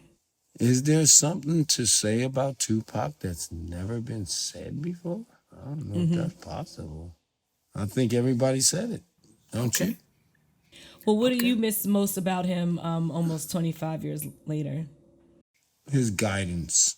You know, it was Tupac that changed our studio habits. Because I'll be honest, we be in the studio for a whole day and lay one verse. Tupac came home and he's like, man, what y'all doing in here? Bullshit? The fuck is this? Tupac was coming out with like 4 different motherfucking records a fucking day. We in here laying a verse in a day. Cause Daz would be in there all day making a beat. Then I'll lay one verse. And then Daz would tune it up and do this. And then next thing you know, it's 12 o'clock at night. It's over. Tupac, like, what the fuck is this? I mean, he would literally come in and be like, what y'all doing? Man, it's the same beat I was hearing when I first came. Damn. Y'all ain't laid no verses? By the time he came in, right, because he came in and then he'll leave and then he'll come back later, right? When he came back later, he laid 3 different records. Yeah. We still ain't laid a verse to the motherfucker. Tupac be like, man, y'all bullshit. What the fuck are y'all doing up in here? Man, come on. This shit ain't free. You gotta lay your shit, do what you gotta do. Come on, let's step this shit up. And then we just sitting there like, right, he's right. He's right. He's right. I mean, we begged for Tupac to come to us, man, you know, because we used to always see him in the game, right? You know, we was on Poetic Justice soundtrack. That's right. That's right. You know what I'm saying? And we knew Tupac. Dogg knew him the most. Dogg is the one that told Suge, go get him and bring him home. Dogg and Daz always wanted Tupac to be at Death Row. They always wanted him here. They always was like, man, Pac is gangster, man. Fuck that. He needs to be over here with us. But he was with Interscope. So, you know, the main thing is, you know what I'm saying? Snoopy finally convinced Suge to go and get Pac. Because there's a price. That's how you know this justice shit is garbage. But I ain't gonna say that because if I do say that, they probably take the price off. It's So the truth. I don't want to. But I don't want to say that because I want them to keep the price on there, so maybe we can pay to get the homies free. You know, if you expose the game, because they might cut the game off. You know what Dogg say is to be sold, not told. Hey, you understand me, Talib? I You do. know what I'm saying? But you get what I'm saying. I do. Right, so Cuz, you know, whoop wop, threw that whoop wop, and then Cuz came home. Word. He just was so angry. And he had a right to be angry. Jesus Christ, they took his life away, Cuz. That's right. Yeah. You know what I'm saying? And he was angry. Like, Mobb Deep and them ain't had no problems with him. You know why he smashed Mobb Deep? For me and Daz. Right. Because they made LA. Now your relationship with Daz is storied, man. Like you and him are like real brothers. Y'all have had ups and downs like real brothers. Y'all have come back together like real brothers. I want to give you the opportunity to speak on the importance of Daz to Kurupt. There is no Kurupt without Daz. No Kurupt without Delmar. You know, when we got into it, all of us, because I went back to Death Row as the vice president, and none of the homies agreed with it. My brothers just didn't agree with it, and they was really upset at me. When we got back together, you know, it showed me the value of who they are to me. And I felt like, you know, I just don't ever want them out of my lives. Out of my life, I mean. Yeah. You know what I'm saying? Yeah. It's like, man, you know, like, they're my everything, eh? Yeah. It's all I got. Yeah. We are all we have. Indeed. And that goes for the entire hip-hop community. you know, we all we have, man. Because ain't nobody else supporting us, ain't nobody else with us, but we became number one. And this new generation, the only thing I have to say to the new generation is just understand what your elders brought to the table to make these things possible. That's right. You know what I'm saying? Because it's a sacrifice. And it reminds me of our elders before us, being black people, you know, like our parents and all the rest of that. I argued with my father, and we got into it. We cussed each other out, all the rest of that, right? And then after all of that, I felt so bad because I can't really relate to what this old man went through back in those days, because in my day, nowadays, it was so much easier than what he had to go through, because he came up in a time of lynchings. He came up in a time where you couldn't drive down the street without getting, you know, harassed, in trouble, locked up, and beat to death. He came up in the times where you couldn't walk in the stores because it was white only. He came up in the times where revolution was created. Revolution had began and started pushing. He came up in the times in Philadelphia where you couldn't move by yourself. Yeah. You walk down the street by yourself, nigga, you gonna get popped, you getting broken. Yeah. You know what I'm saying? He came up in those times of revolution. And I'm arguing with that old man. I mean, you know, it's generational. I want to definitely give a shout out to Roscoe, your brother. When I first moved to LA, Roscoe was somebody I spent a lot of time hanging out with, and he really helped show me around the city. I also want to give a shout out to Fred Rep, who you have a great working relationship with. Y'all have made some classics together. But I want to give you a shout out and I don't know if you consider yourself, you know, a single dad, but you know, when Trent's mother died in a car accident, you took on the responsibility. Maybe talk to us a little bit about how that changed you as a man. Incredible.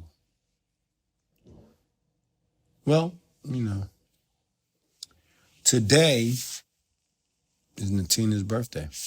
Wow. Oh, wow. Isn't that crazy? Yeah. Rest in peace to Natina. Rest in peace, Natina, and happy birthday, And Natina. happy birthday. And Yes. happy birthday. When I get off of this Zoom, I'm doing a Zoom for Natina's birthday with Shamari and Brandy, family and friends, for Natina and Trent. And, you know, Trent, I mean,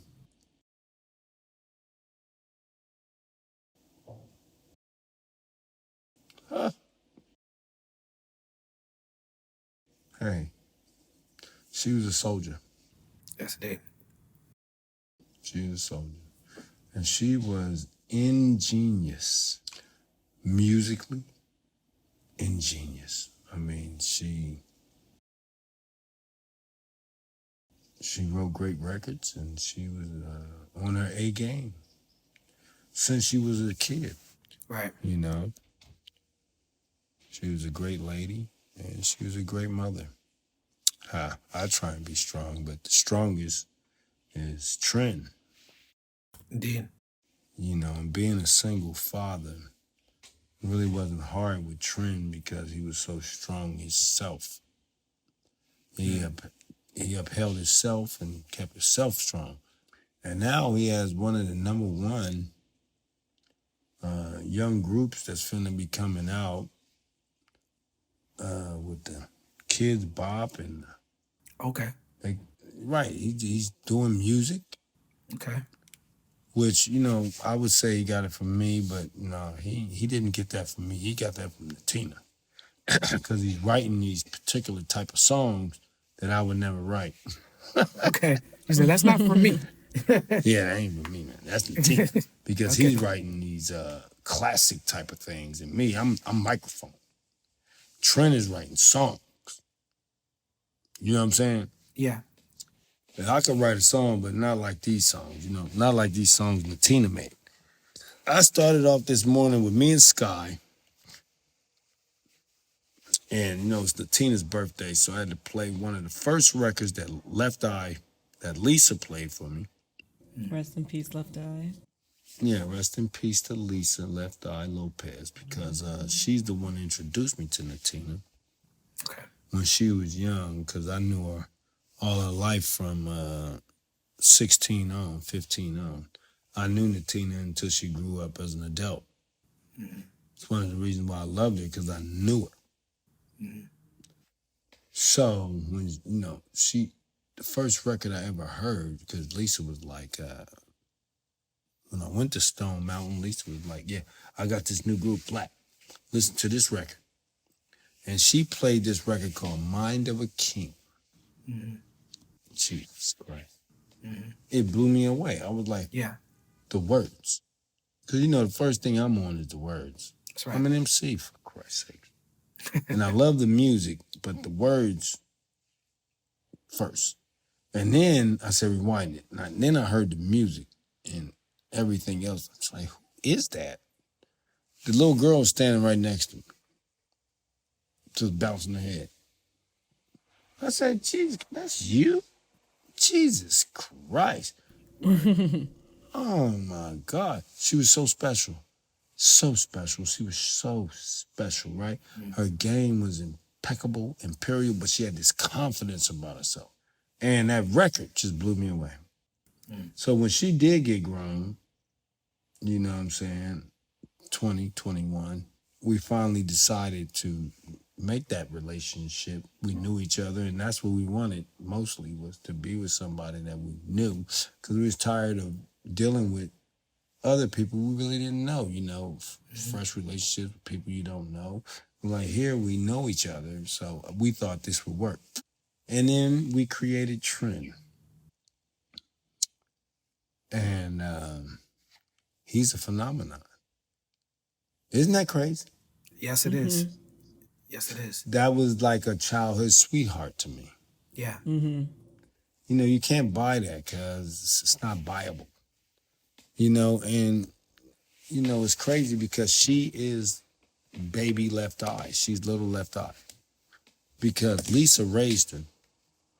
And as you can see through the group, they was baby TLC. Yeah. Little TLC. Yes, they were. Lisa had her own TLC. And that's how it cracked off, you know what I'm saying? And I was there through the whole career and everything else, and it's just beautiful to see her watch. But Natina was the pen. And you know about that, Talib. Yes, the pen. She wrote all the records. Yes, she wrote Boom Like an 808 with R. Kelly. She wrote that with R. Kelly.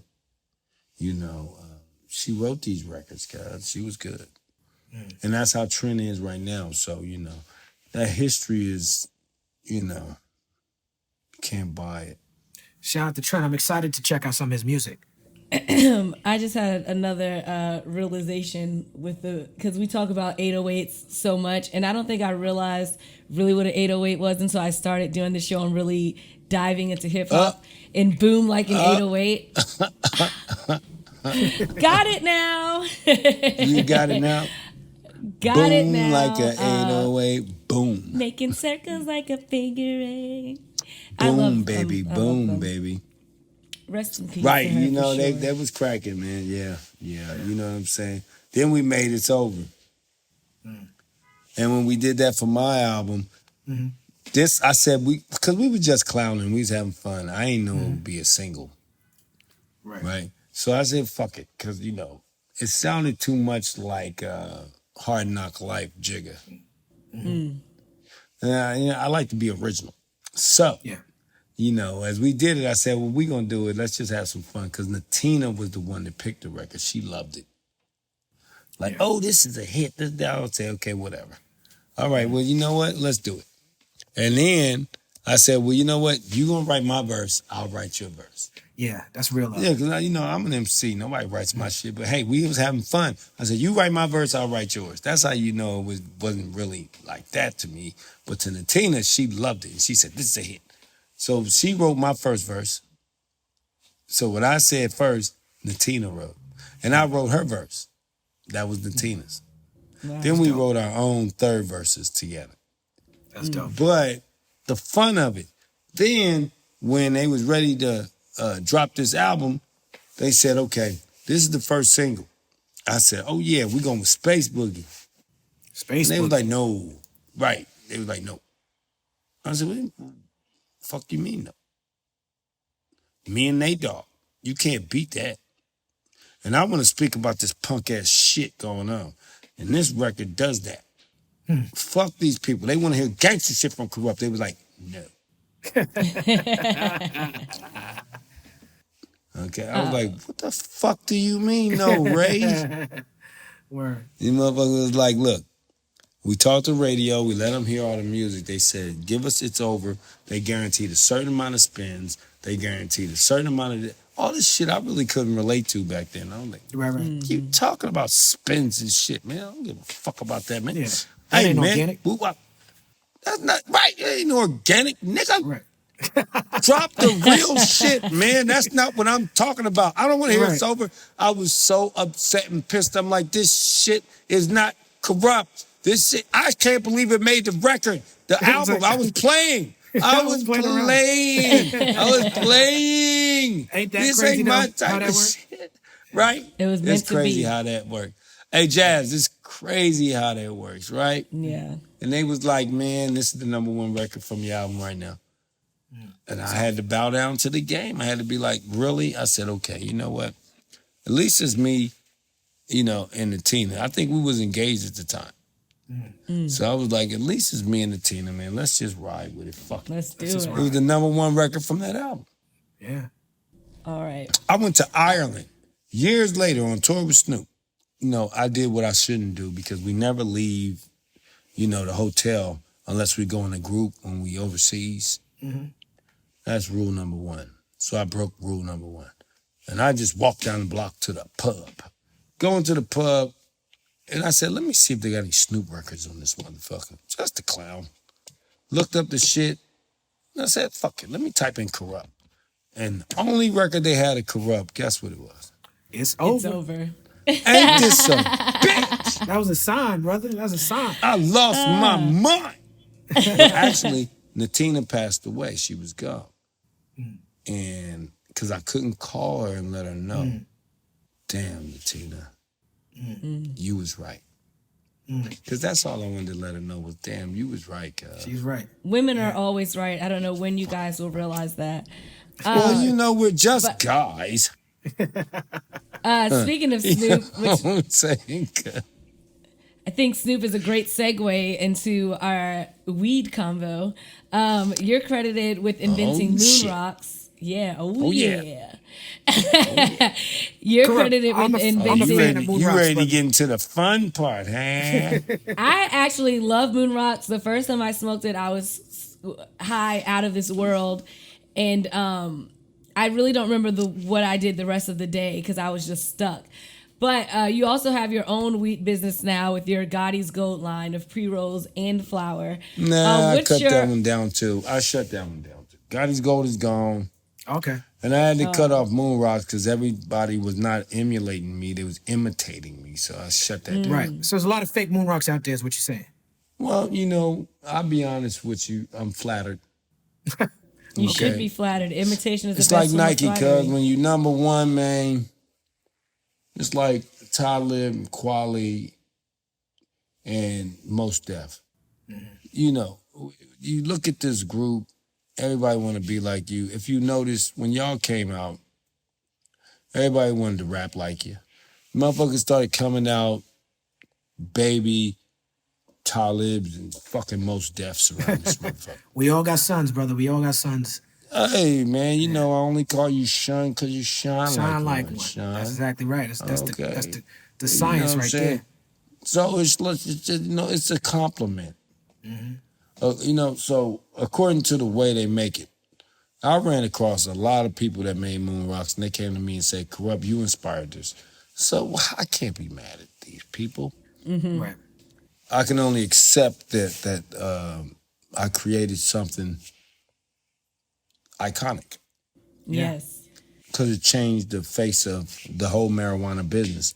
Yeah. I won many awards through it, And I have to give a lot of credit to my brother, Baby Humpty, for connecting me to Danny, which is Dr. Zodiac.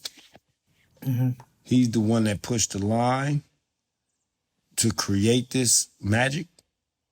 And my brother T helped me push the line, Turan. These are the keys to the whole moon rock wop wop. and then they made the wop wop, right? And they kept it going, you know what I'm saying, and kept it strong. So, you know, these are the keys to the game, and that's what I'm saying. When you have a business, you might be the face, but I'm a firm believer on taking care of your soldiers, taking care of the people who they don't see, but they'll eventually meet. Yeah. You know what I'm saying? And they are the keys to you because they make it easier for you to do your job. When your job is to push that line, their job is to keep it cracking. No doubt.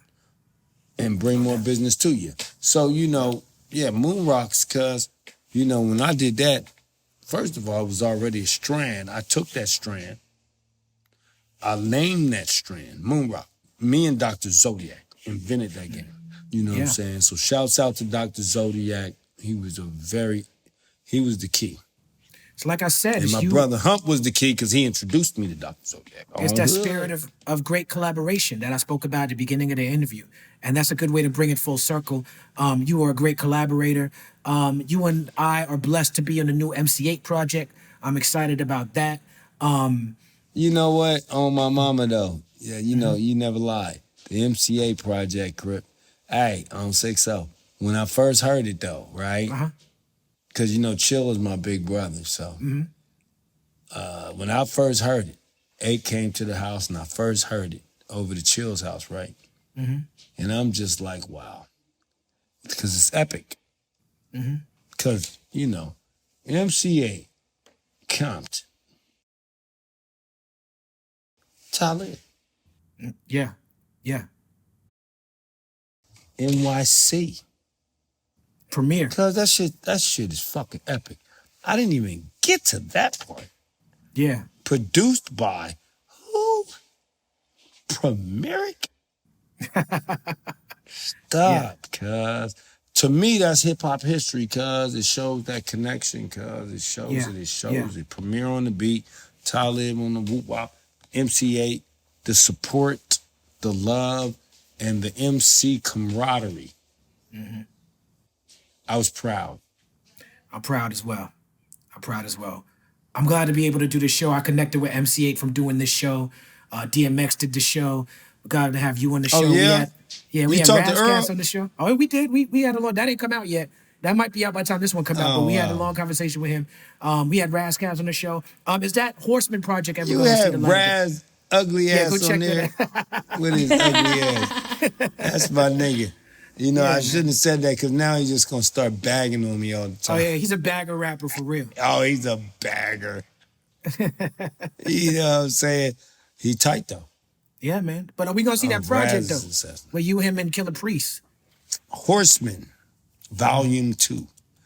Yeah, the Horseman album is coming. M80 and Razzcast is leading the program on this. They giving a gang of good beats. There's a surprise on there, but I'm going to give away the surprise because it's a surprise to me. Might not be for the world. But there's a producer on there, cuz I never even knew that he made beats like that until about maybe 10 years ago. I heard a record that he put, that I found out he produced. I was amazed. I was like, wait, that's Cuz? Kwame.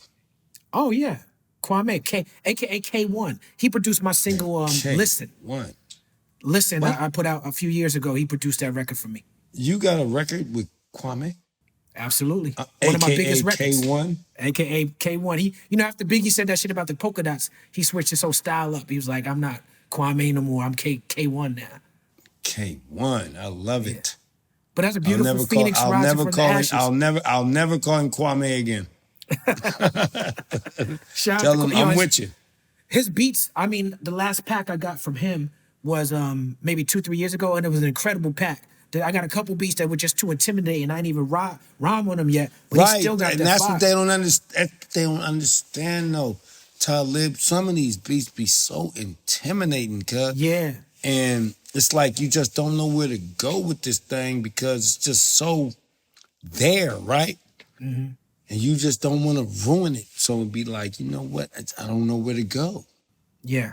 He makes them type of beats where it's like Dr. the full Dre make production. that type of shit, cuz Yeah. I be in the studio with Dr. Dre.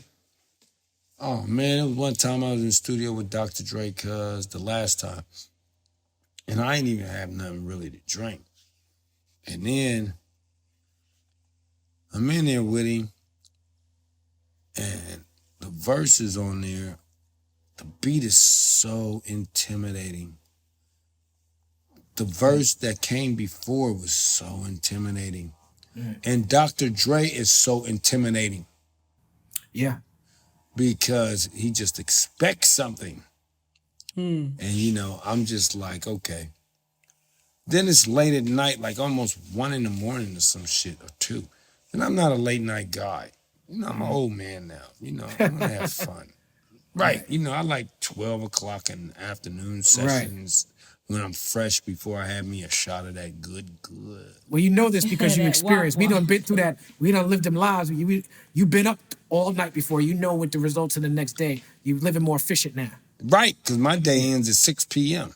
Right. Damn. I got to go home, nigga. I got children, family, Right. nigga. I got a wife. I I gotta got get children home. and family, You know nigga. what I'm saying? Word up. And I That's gotta how I'm eat. feeling. I can't eat in the studio. The second I eat, the itis kicks in. I'm done. Oh, Oh yes. I fell asleep on. I was at Dave Chappelle house. They had a barbecue. I fell asleep right on Don't the tell couch. me this. Oh hell no! Don't tell me. No, Talib. Don't This tell was me 2 this. days ago. So what I fell happened, asleep. cuz? What happened No. though? Right on the couch, right curled up like a baby boy. No. Yeah, man, it was crazy. You was at Dave Chappelle's? Yeah, matter of fact, In I the brought middle of the DMX to Dave party. Chappelle house. When you go on my Instagram, we finished. I got a clip of DMX singing Bobby Caldwell, which you won't do to Dave at Dave's crib. That wasn't the day you went night night, right? Nah, that was a week later. I went It was night night. A week he later. said night night. Yeah, night night. You know what I'm saying? Night That's night. when that itis kick in, cuz something Yeah. happens. And you just go night night, man. Cause you know, see, I can't go night night when I'm out there, right? Because the homies play no games, Talib, right? And they film you. Yeah. Yeah. Now, Daz is the beast. He'll get on that camera and catch Oh. you. Fuck the camera. He gonna get you. He gonna get you with the camera, right? While he blow this goddamn smoke up your nose, right? Yes.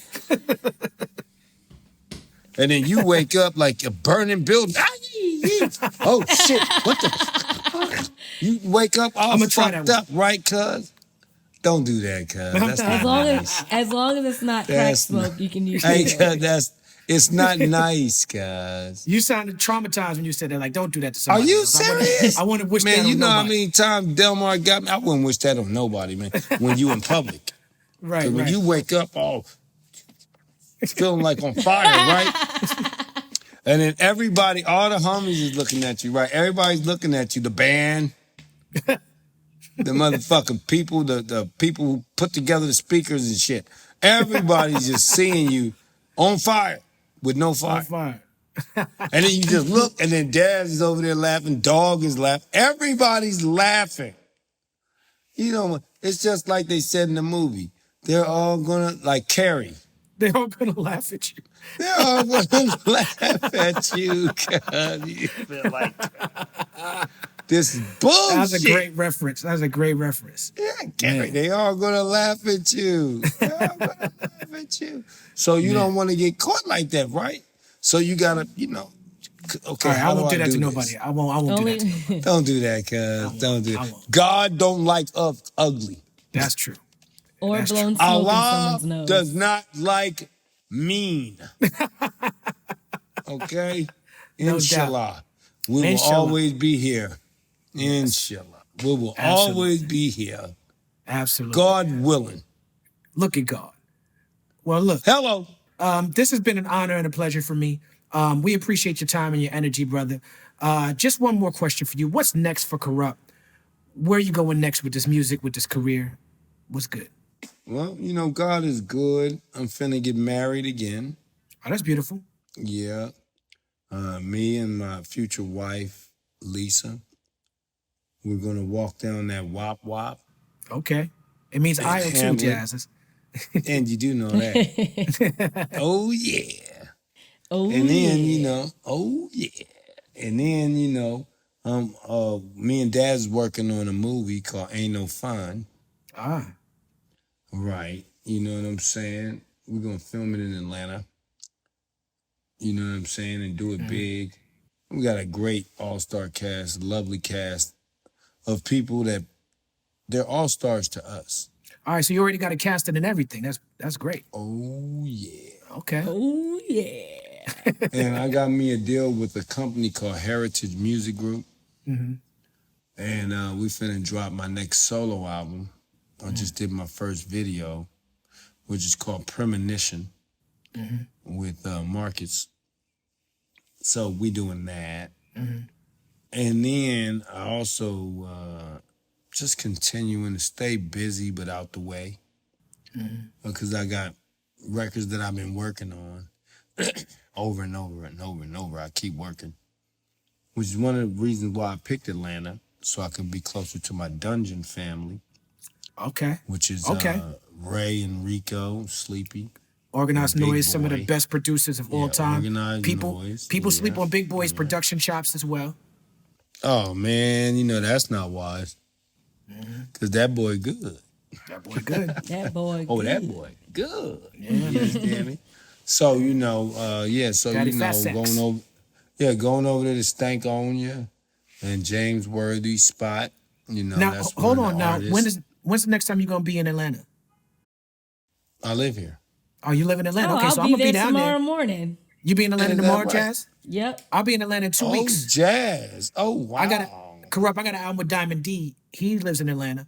So I'm Diamond D? Jesus Yeah. Christ. See, they don't know about this Talib, hip-hop just come history, this cuz. weekend. They don't I'ma know come. nothing about no Diamond D, cuz. They don't know about They about to Diamond, know my though. I'm nigga. spitting them.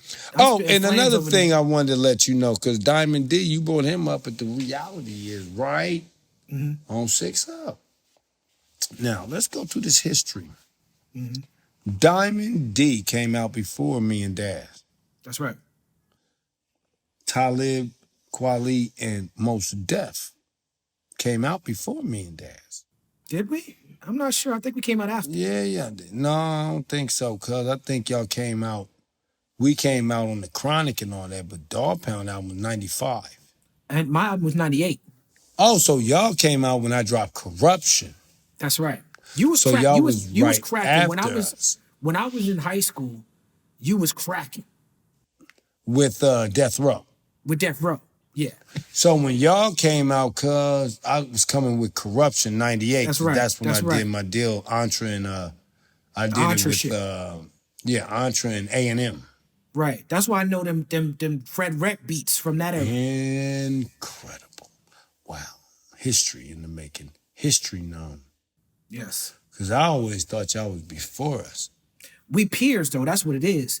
We peers That's lyrically. what it We is. peers. We're So it's like, peers. yeah. I remember when you dropped that verse on Pete Rock, the True Master. That's the era I came out when Pete Rock dropped True True Master. Masters. Yeah. Right, with Inspector With Deck. Inspector Deck. Right. You know that's Inspector Deck on the end of that record on Tupac's, right? We just had Deck on the show. We talked about that. He was hot about that. Right. He said they were sleeping on me. I was like, Oh, he wasn't sleeping on him. You know, Tupac was pissed. The beat's gone. We was like, man, it's hip hop. Let it keep riding. Man, fuck all that, man. Take that shit off.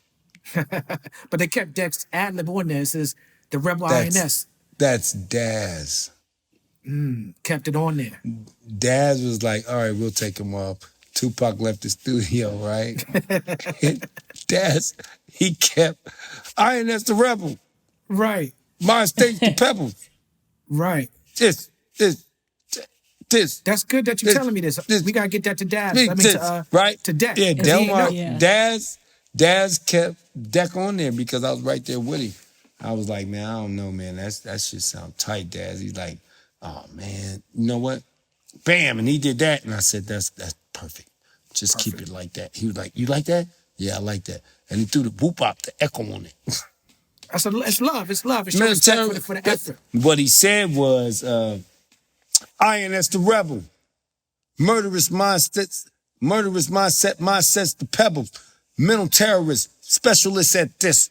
Menacing lyricists, leave crews defenseless.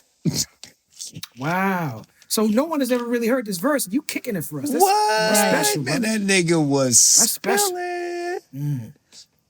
INS the rebel. Murderous minds makes mind states the pebbles. Mental terrorists, specialists at this. Menacing lyricists, leave crews defenseless. Man, shout out to one of the best ever did it, man. That's why you and Deck was so special. If you notice, you and Deck on that Pete Rock verse song, the acapella was available, and both of y'all verses have been used and cut up. You know what I'm saying? Like me and Hot Tech. One of me and Hot Tech's first records together is a record called Human Element. We did to help free Mumia Abu-Jamal. And the hook is I go to Human Element, Hot Tech cut up. Some things bad, and some things good. That's the hook of the record. You know what I'm saying? So that's the era I was coming in. Oh wow.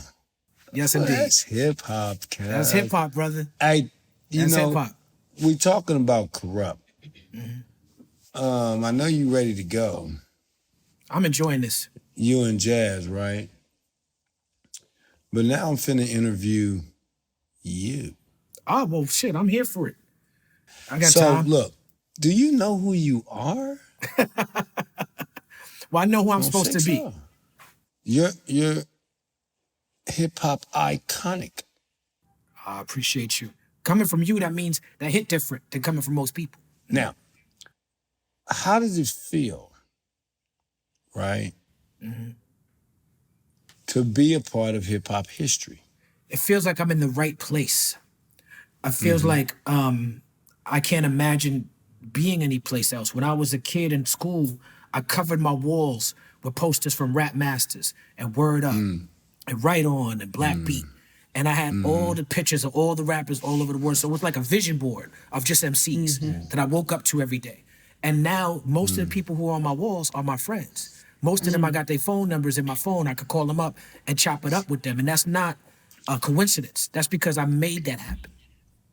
You know, we supposed to be. I've never heard, now Jazz, you're my co-host now. Okay? Okay. We ain't never did this before. I like this. So now Jazz, Yes. quote me on this. Talib, I've never heard of a beef with you. Never. Have I heard that you had a beef. Being a hip-hop artist of your stature and quality, and all that was going on during the time of your rise to this stage that you are now. How did you accomplish that without feuds and buttons of the heads and responding to anything negative?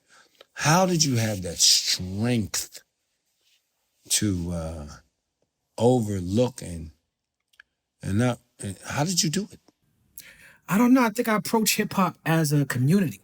I look at us as an artistic collective, a community. And from day one, keep in mind, halfway through this interview, when we spoke about New York, I watched your Breakfast Club interview. And I fuck with Charlemagne and Angela Yee and Envy. And they know they hip hop. But when Envy said, when you broke down, you know, when we made the song New York, we was trying to give props to New York. When you said that, I was like, yeah, that was obvious to me. But Envy said, I don't think nobody knew that. And I think Envy was right. People didn't take it that way. But I always took it that way.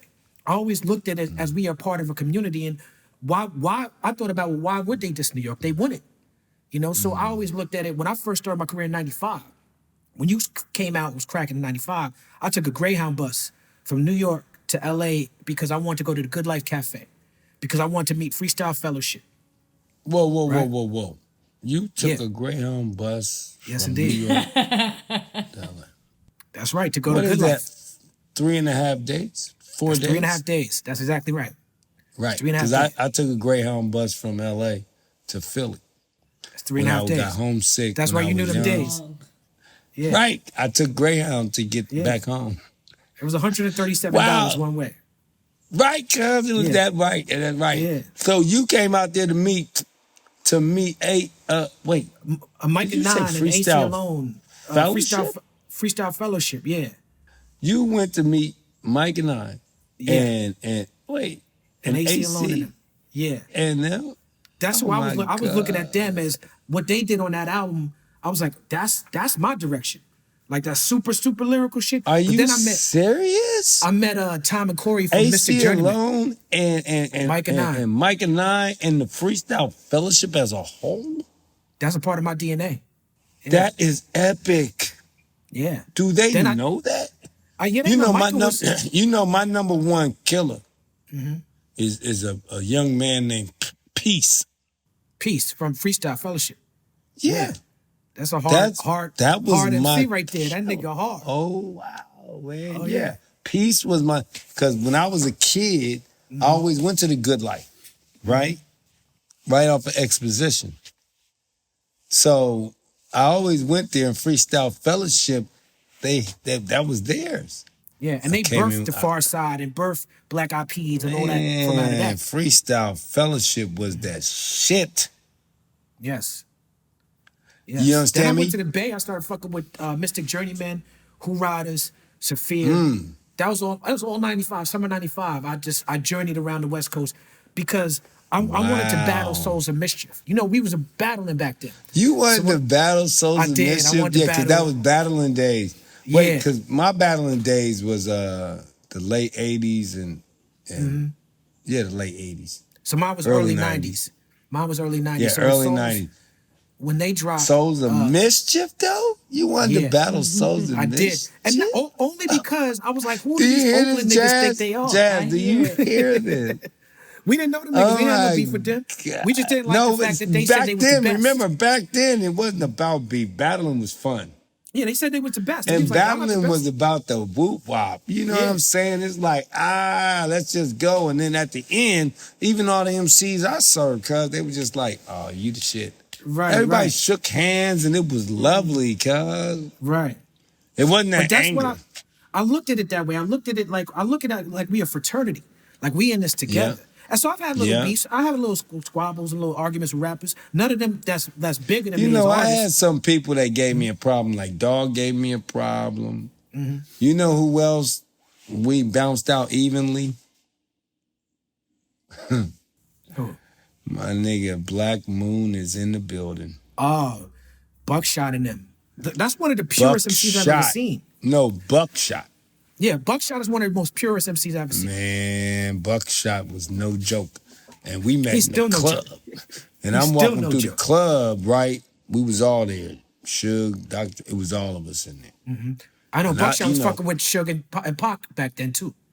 No, Whole man, bouquet not was. at this time. This one we was in New York. It was cracking. Okay. And we mobbed the early death rows. And I'm mobbing through the club. Cause you know, I'm a loner. So I will dip away from everybody because I don't give a fuck. So I'm mobbing through the club. And Right. then I see Buckshot. And I recognize him. Nigga, that's Black Moon. Nigga. I love Black Moon. And I'll start walking towards Cuz. But he see me. And he start walking towards me. And as we walking, I start busting. Uh-huh. Bones in the bones and this. And then as I look up, I see him busting. Then when we come to each other, we both busting at the same time.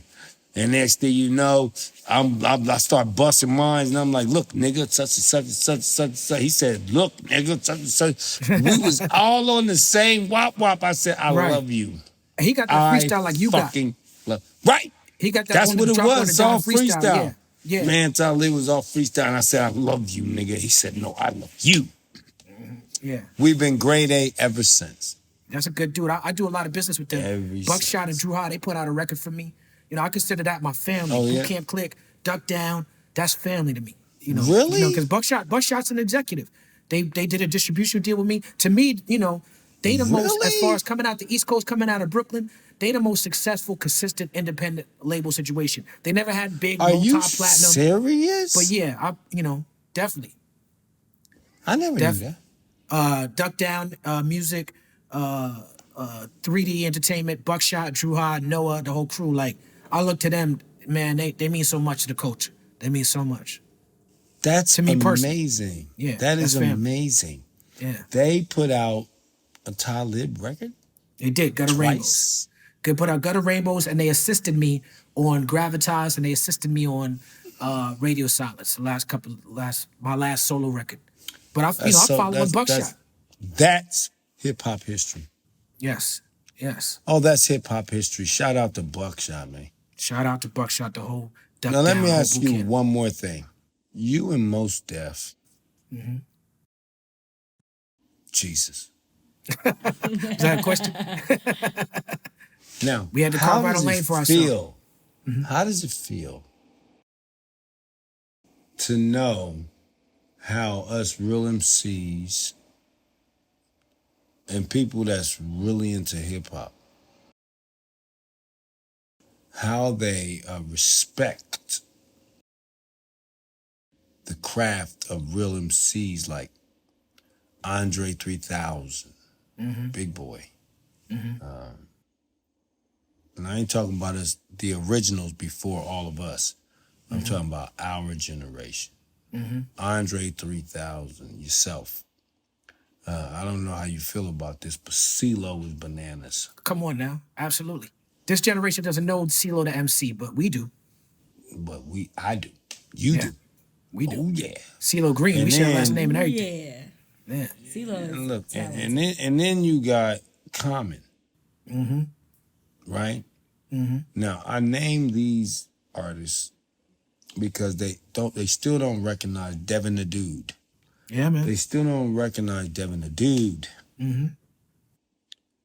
Or the Odd Squad in general. And then, but they MCs, man. But before all of this, right,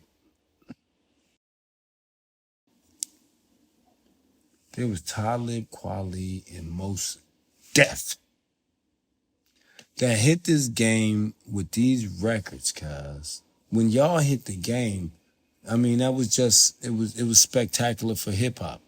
How do you feel to be what I would consider an icon of hip hop? I feel like it's a heavy burden, but it's one that I have the shoulders for. There we go. I feel like, Kendrick Lamar, in one interview, they asked him his influences. He said Ice Cube and Kurupt. In another interview, they asked him his influence. He said Jay-Z and Talib Kweli. I feel honored that people like Kendrick, J. Cole is an artist that has shouted my name out, not on one, but two of his hit singles. He raps about my name. He makes a metaphor out of my name. People talk about the trap rap and all that stuff, but that stuff doesn't sell like Kendrick and J. Cole do. And it's not because of the positivity, but it's because of the authenticity. It's because people could tell it's real.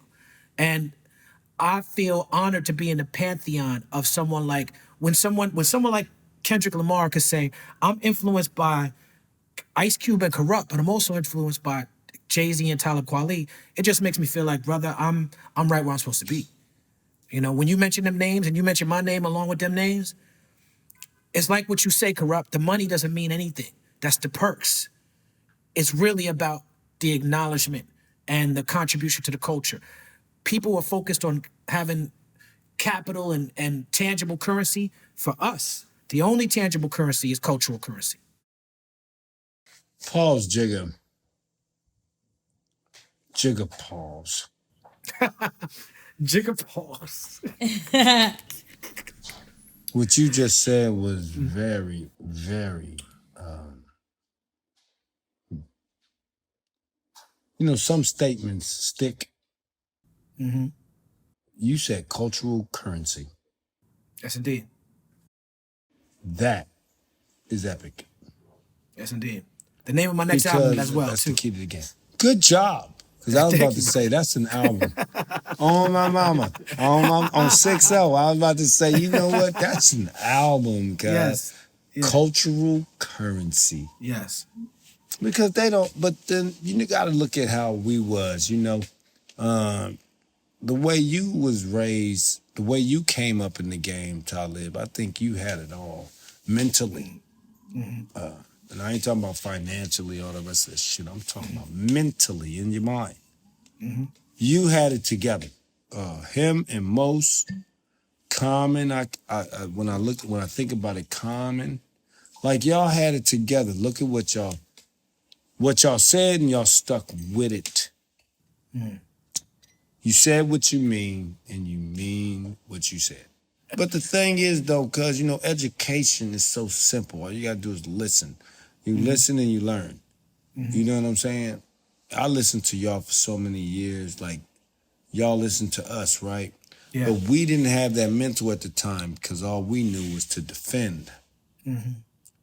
Defend and to push that line and ride it out and ride. All right. That's all we knew, cuz. We didn't have no other education besides just, gangbanging. Yeah. And rapping was fun.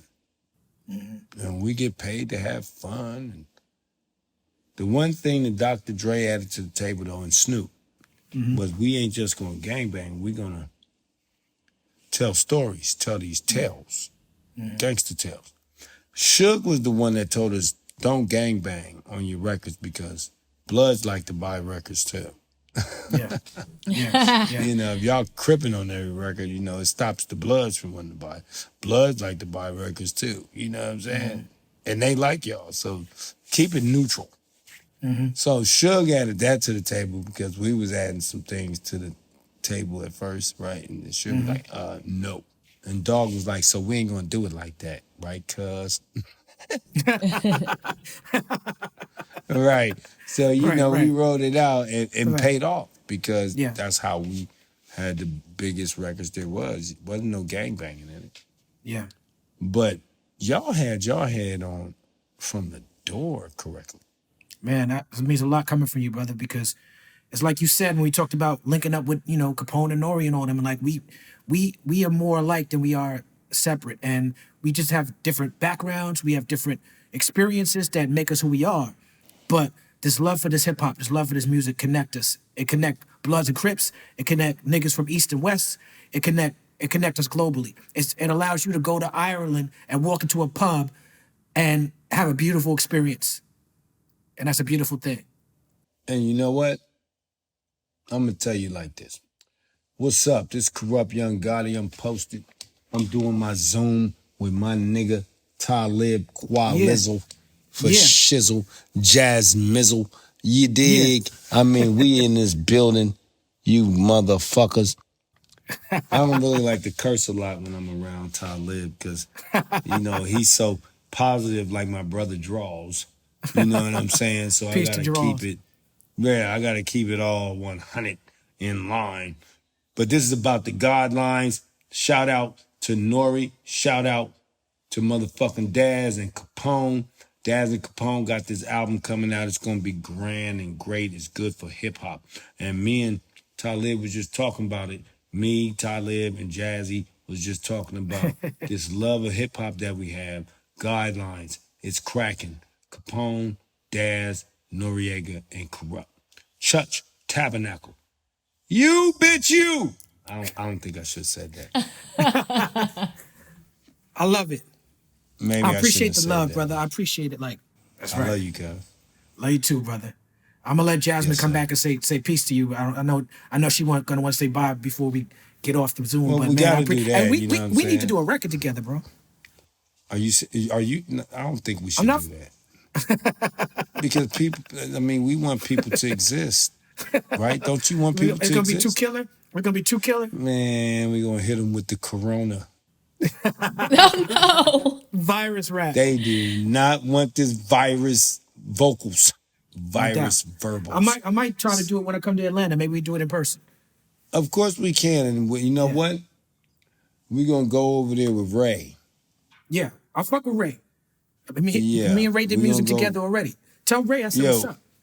Oh, you motherfucking right I am. I'm gonna call him soon as we get off the wop wop. We're gonna go over there to Ray at Stankonia and go fuck around with Ray and Ray's gonna lace our chucks. Yeah. Let's do it. Oh, I'm yeah. with it. I'm Now, with that'll it. be great. Yeah. I'm excited now. Hey, so, and also, Talib, what part of New York you from? Flatbush, Brooklyn. Flatbush. Oh, Born and man, I raised. got to. When I was with Inga, we was in the club. Nigga walked up on me and was like, "What's up, Kurupt?" As I'm walking through with Inga and the security. I was like, "What's up?" And then he shook my hand with this weird shake. Flatbush.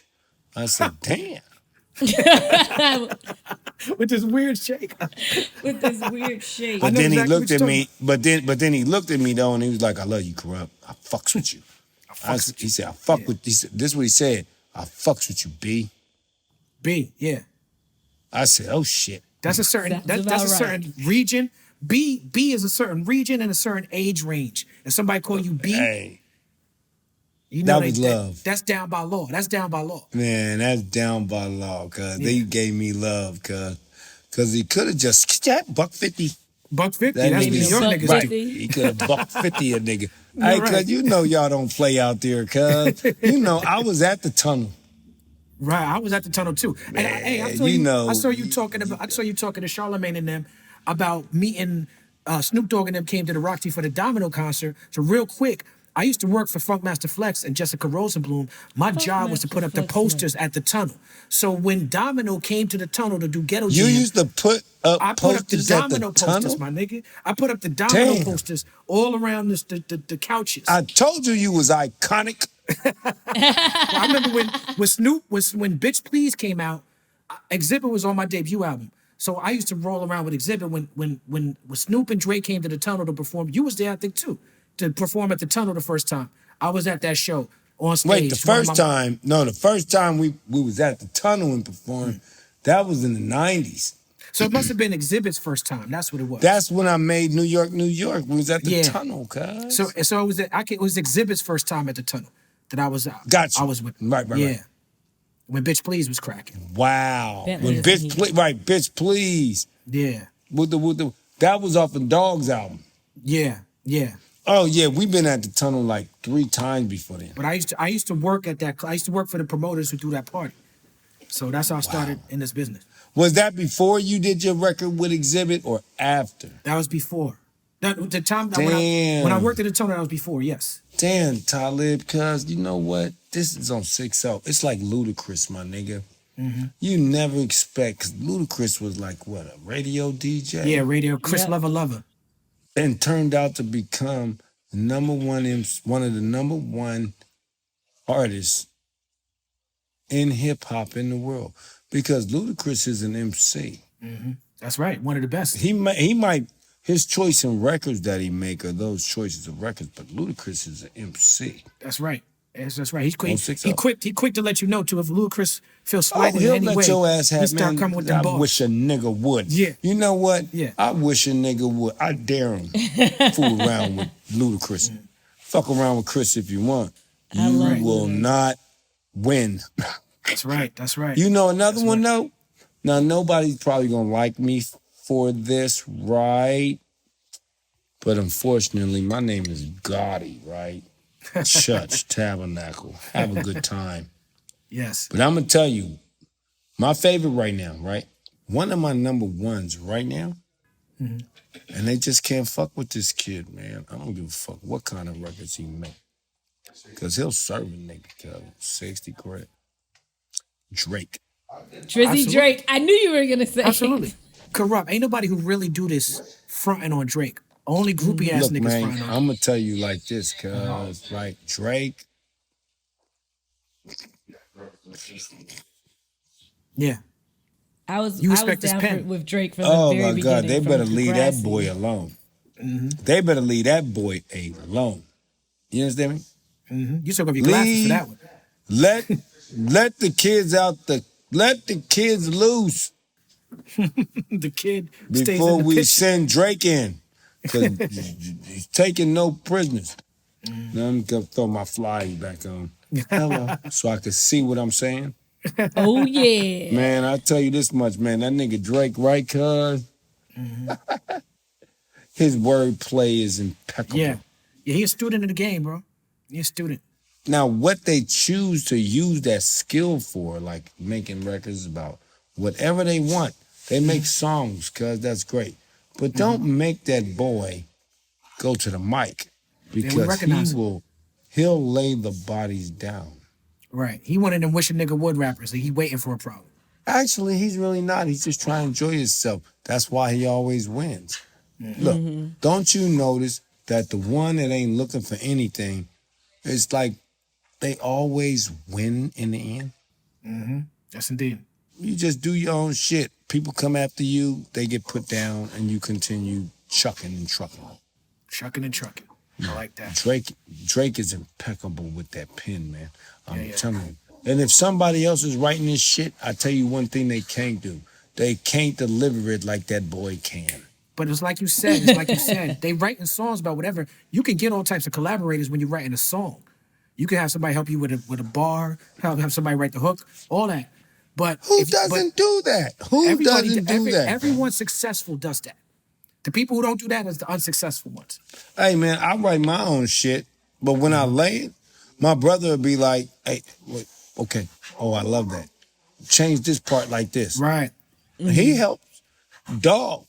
I write my shit, and then I go in and lay it, and when I lay it, Dog be like, oh, I like that, Kurupt. Hey, so, on that part right there, do it like this, though.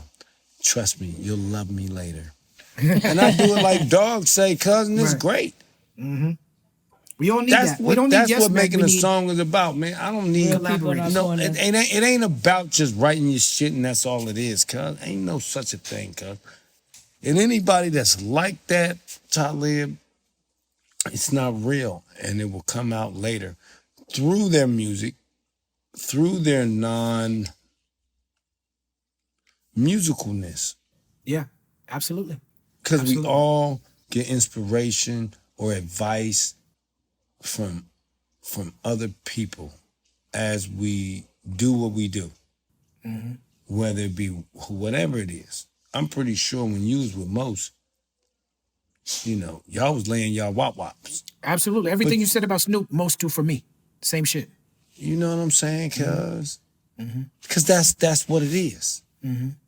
And as an MC, you won't get offended at that. Yeah, and vice versa. You don't get offended at that. You embrace it. That's right. That's right. Right. And also, I want to say one more thing before any of this leaving each other. Us MCs are not mad at the new generation of artists. That's right. And what y'all are doing. I love it. Me too. I love it because you ain't out here killing nobody and shooting people in the heads and shit, because most of you motherfuckers will probably be killing everybody right now around this motherfucker selling dope and doing all kinds of weird shit. But hip-hop is the new basketball and football and the new sports league. That's what hip-hop is. It's the new sports league. It's been that since the 90s. That's why we're number one. Because back in the days in the 80s, cuz, sports took a nigga out the hood. If you could play a sport, you can get your family out the hood. And sports with the free agents, we created the first class, a real class of black independent millionaires to inspire a new generation with that. And hip-hop took that bull and made it even bigger, creating the first generation of multimillionaires with ownership. Multi-millionaires. Did you hear what you just said, though? Say it again. We created the 80s created the millionaire through sports. What did hip-hop do, though? Multiplied it. And now, in 2000, you know what hip-hop has done? Billionaires. Made the first what? Billionaires. We got rappers who are billionaires now. Yes. This has been a great conversation. Oh, I love it. Also, I want to commend you both for your educated conversations in this, because that's what it's about.